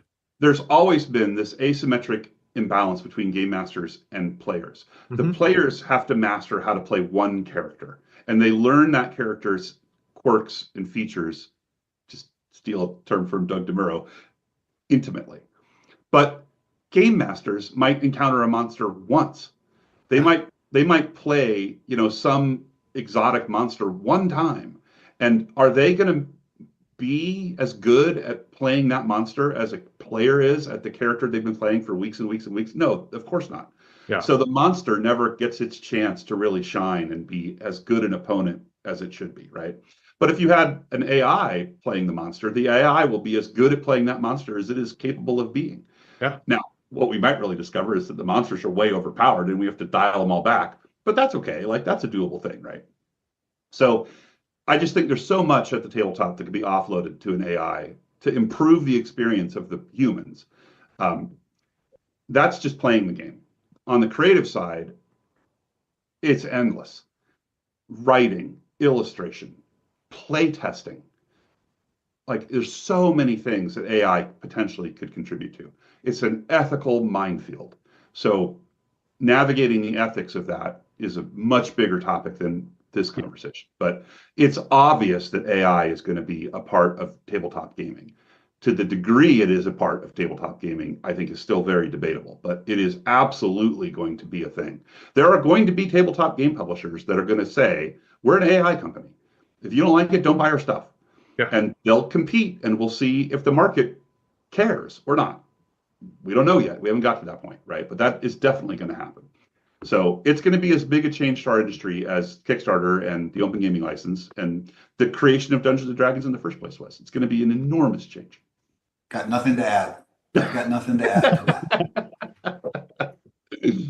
I think that the future is it's so amazing, and I think that that talking about a path that you might get on in the future is so laden with minefields, that mines that haven't been laid yet. Yeah. That saying, you know, what the future is going to look like and what we might look like in the future is just it's impossible to say, right? Because there is a chance that 10 years from now we're going to be back in a situation where role-playing games and board games and CCGs are all not the most important thing in gaming, and those are a subsection of the way people used to game, and now they do this thing that has not yet been discovered, that, you know, is that's how we game, and all of those things will still exist, but the pie will have gotten bigger because now we've got this new category of ways that people sort of interact with games. And then all the properties and all of the cool stuff that's been developed in the past will get ported over to this new thing, helping to do this to the gaming industry as a whole. Yeah. So we talked a lot about how, like, Ryan, you said you don't really believe in the bust side of the D20 era boom. And I think as somebody who was managing a game store, I was intimately familiar with sort of the, let's call it third wave OGL products that were definitely, the quality was dropping off and the glut was more available. Yeah. I personally think one of the things that changed that, especially as we got into the 5th edition era, is PDFs, because suddenly people who were publishing at that level could just put it up on drive-through or wherever they were selling it.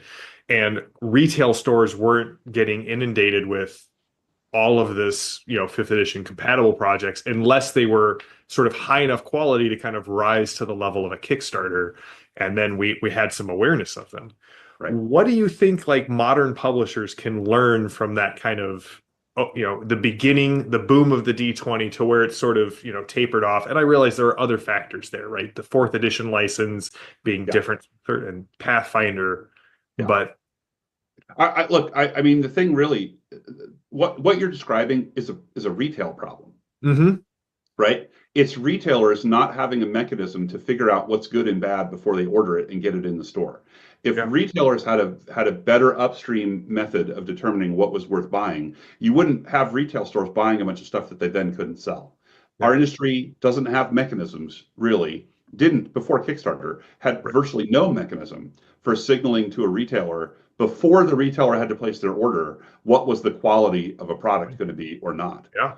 You know, now you can watch a Kickstarter, and if the Kickstarter isn't successful, well, you can pretty much assume that the product doesn't have a market. Right. If the Kickstarter is wildly successful, you might assume, well, the Kickstarter got all of the market. So you have to look kind of in the middle for stuff that did pretty good on Kickstarter, but, you know, it didn't do $14 million on Kickstarter. Yeah. So that's a signaling mechanism that's never really existed before in our industry. I also think another advantage to the PDF thing that you didn't really touch on is PDF allows you to make a really small product if that's what you want to make. Yeah. Publishing a paper product, there is a minimum size of that product, or it's not a viable thing to make. Yeah. And so you fluff it. You pump it up with content to hit a page count that maybe isn't really that great, because you had one really good idea and then you had to surround it with enough stuff to make it some of you could get published. With PDF, you could publish one page. Yeah. I don't know if you could monetize it very well, but you could definitely get your stuff out in the world. So I think that's definitely a change. I am sure that there are people who publish relatively small pieces of content PDF wise through like Drive-Thru RPG, and probably do pretty well doing that once they've built a brand and established a customer base. Yeah. That probably can't or couldn't do a 128 page book. Yeah. Nor should they, right? Right. They don't. That's not their thing. On the other hand, if you have the opportunity to do a 890 page World's Largest Dungeon, well, that's a pretty cool thing to have on your bookshelf. That's right. You probably would want that. It's way better than having a PDF of that book. I mean, I've bought a handful of role-playing game products over the last 10 years, and I don't really buy role-playing games anymore, just because they're awesome physical artifacts, and I want to have them on a bookshelf. I'm that guy. Like, I bought it because I wanted it, not because I intended to play it. Right. But that's why I have for a 10-page PDF. I've got the big Servant of the Gods version of Blackbirds because it sits on my shelf and looks pretty. Well, what's next for AEG for Alderock? Like, I know you guys just said that you want to spiel, which congratulations on that. Like, anything you want to share so that when we're doing this, we putting this interview out, that like people can say, hey, this is what's coming next. This is what we're really excited about.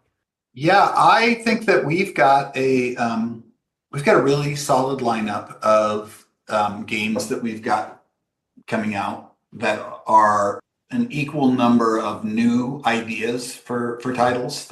We've got a Kickstarter for a game called Misfit Heroes that's happening this quarter. This will be a spoiler alert, I guess. We've got the spiritual successor to Mystic Vale coming from John Clare.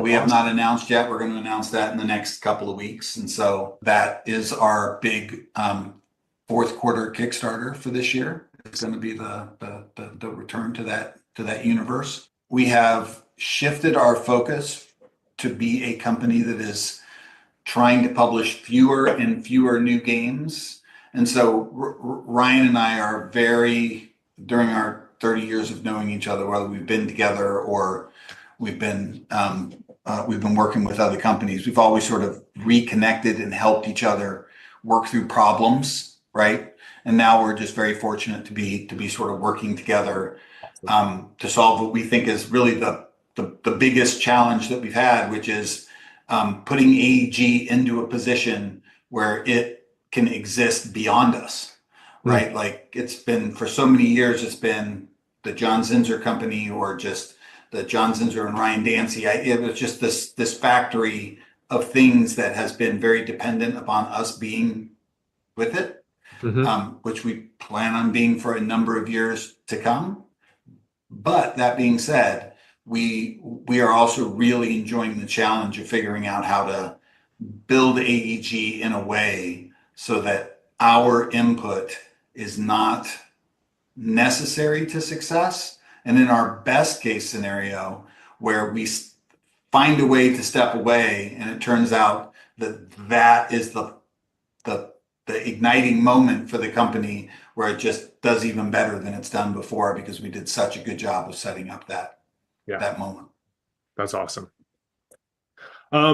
So any thoughts on this new Platinum edition of the World's Largest Dungeon? I know you've been getting little updates and peaks. So I think that there's just so many good things about it. So first off, the Secret Doors idea, when Frank told me about the Secret Doors idea, I was like, oh, that is such a good way to like make new and to get outside the boundaries that were set up by that world's largest dungeon map. And as a business that really has prided ourselves on discovering new talent, what an awesome tool to allow people to get out there and sort of, take a swing at being involved in a project the size of the world's largest dungeon. Yeah. That, and I'm really impressed with the miniatures, right? Like, we're a company that's made games for 30 years, and figuring out how to make cool miniatures is not an easy task. And it would seem that so far the miniatures that I've seen for this project are top notch. Yeah, so I just think that all of the layers that, like, I'm like, oh, okay, we're going to do the world's largest dungeon, redo. If I'd have been in charge of that product, it would have looked nothing like the Platinum Edition product does. But I think that one of the reasons why the team that's making it now is the right team to do it is because they are impacted by so many other people who are in that role-playing game creative space now, that they are able to pull from a whole bunch of different areas that we would not have even thought about pulling from. So it's going to be amazing. And there's a big spot, a Calic spot on my shelf waiting for that opus. Yeah, it's gonna be super cool to see it. Awesome. Well, guys, thank you so much for taking time out of your day to sit down and talk about, I mean, everything that we talked about, from AEG to the world's largest dungeon to the open gaming license. I really appreciate it. It was a lot of fun interviewing both of you. Yeah, it was great. It was really nice to meet you, and you know how to get a hold of us if you have any follow-up questions or just want to gap about the old days. I appreciate that.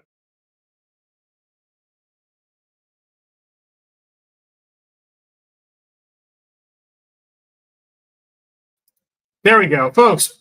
Thank you so much for joining us on our big launch day. It has been amazing. I think I'll throw this up on screen just for posterity so I can, let me see, add a stage, does this work out? Let's see. Can I go this way? Nope, that's not the one. Let's try this one. No, add a stage. Let's see, remove. There we go. Excellent. So over 400 of you have already jumped on the Backer train since we launched. Thank you so much for the enthusiasm. All the comments have been very positive. A bunch of folks have joined our Discord. So great way to find us is in the Discord. There's just so much going on with this campaign. Not only is it bringing back a legendary property, it really is. It is not just a standard dungeon crawl. I want to speak a little bit before we let you guys go and enjoy the rest of your days.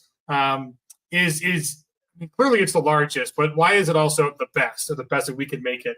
And not only is it 1,600 keyed encounters that are designed, no padding, no filler, great campaign ideas, great ideas to steal from for your own campaigns if you just want to use it as a resource. But it is designed to be comprehensive, but also put a spin on everything. Nothing is not everything is as it seems. Like we've hinted about that Goblin King and what's going on there. And I mean, like the gibbering or gibbering mouther abomination, it's also draconic. And then so some of these things are also demonic. And then there's just so many, remixes of what's going on in kind of the fantasy RPG sphere. But again, every single creature from the SRD appears at least once, often in surprising or remixed ways. The kind of cross-region storylines, I mean, you can run it straight through, but you can move around. There are multiple entrances and exits from every area of the dungeon. I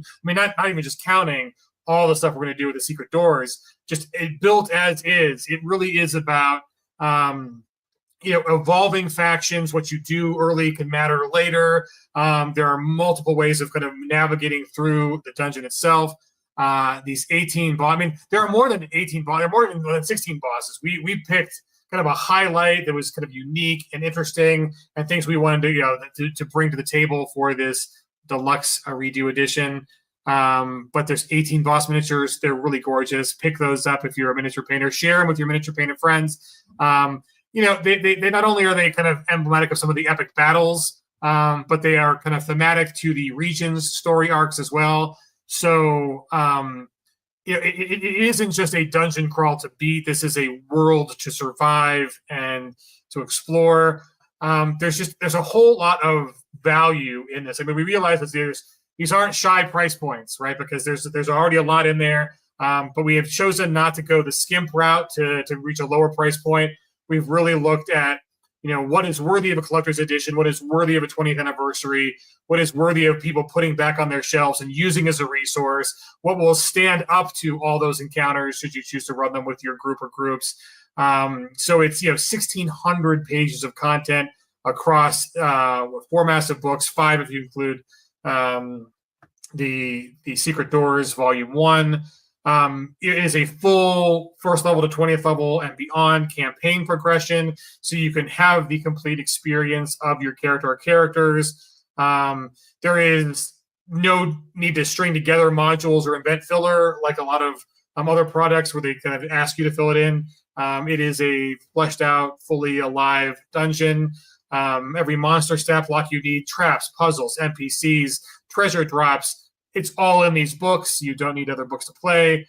We've got a lot of really fun physical and digital tools that are also available with this campaign to really flesh it out for you guys. And I mean, come on, like the miniature line, I'm biased. It's very exciting to be the first person in the world to physically hold these miniatures. I mean, I guess our sculptors did some test prints, but maybe the second person ever to see them in reality and then see them come alive with the painting. I mean, that's just really exciting for me personally.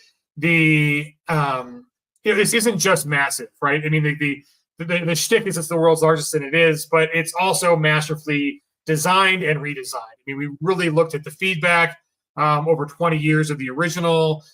We looked at, we have a team of veteran designers really got their hands in on this. Every region has its own unique tone, a unique theme. There are mechanics that kind of bring that to life. This is fully enhanced and revised for 5e or your system of choice. I mean, a lot of folks in the chat today have expressed just how much they want to bring it to their other systems, and really it's eminently doable. I mean, there's just so much content here. It's designed for 5e, but it's really designed to tell a compelling story and have compelling narratives, right? So that's translatable into any system of your choice. The full color maps. The legacy of the game itself and the industry, but also just kind of what the internal narrative is for the world's largest dungeon. It's a great idea, and you're not just killing monsters. You are kind of unraveling divine celestial secrets, ancient tragedies, interplanar conspiracies, apocalyptic countdowns. I mean, it is. I'd say it's impossible to have it all, but it has it all, right, folks? Like, that's if I was putting on marketing speak, there's just so much here, and it is remastered with 20 years of hindsight, and not only just to appeal to the original fans, which there are a slew of you guys out there, but it's polished and tested and better than ever before. So it's still the biggest, but we've now made it the best. And gods built the prison. The fates and monsters broke the rules and are breaking out, and your players are caught in the middle. And as you, as a backer, get to experience that, we appreciate you guys bringing this project to life. It is so exciting to fund on day one. Just thrilled that we are over 160,000. That is just crazy. More than 400 backers. It's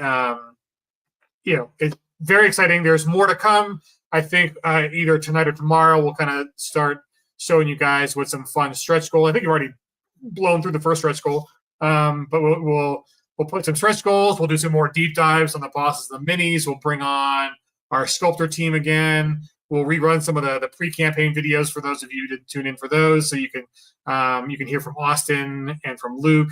And it's just been a great experience so far working with this team for over a year. And there's many more good things to come. So thank you so much for backing. There are a crazy, I think there was hundreds of people still on, 40 still on Twitch at least, and the launch page has 1,500 people still on. So all you crazy people who are still here, thank you for being part of the backer train and all the good stuff. That's just amazing to us. We appreciate you, but we will see you guys as the campaign takes along. There's plenty of days left and plenty of surprises to come. So thank you so much for all of that. And yeah, Jesse, that interview that JM did it's a great interview, even outside the project, just talking with those legends of John Zinser and Ryan Dempsey, super interesting content. This campaign has a place in RPG history and lore, and we hope to be making some new history with a very successful campaign. But thank you again to the 409 of you who have already jumped on board. Those of you who are thinking about it, we've tried our best to get some entry points in, whether you're a plushie fan or a miniatures fan, want to go digital or start there, or you are the hostess with the mostest who wants to have all the bells and whistles. There's a whole lot of value, even at $1,499 in that, like all of the above level. There is hundreds and hundreds of dollars of value baked in that's only available by the crowdfunding campaign platform. So thank you to BackerKit, especially Martin and crew. It's been good to us so far. So we'll continue to have some fun. Reach out to us on the Discord or in the comments on the campaign. But we appreciate your enthusiasm. And if you can do anything to help us, it's to share that you're a backer and let your friends know that the world's largest dungeon is back for the Platinum Edition 20th anniversary. Thank you all for joining us so far, and we'll see you as the campaign goes. Take it easy today.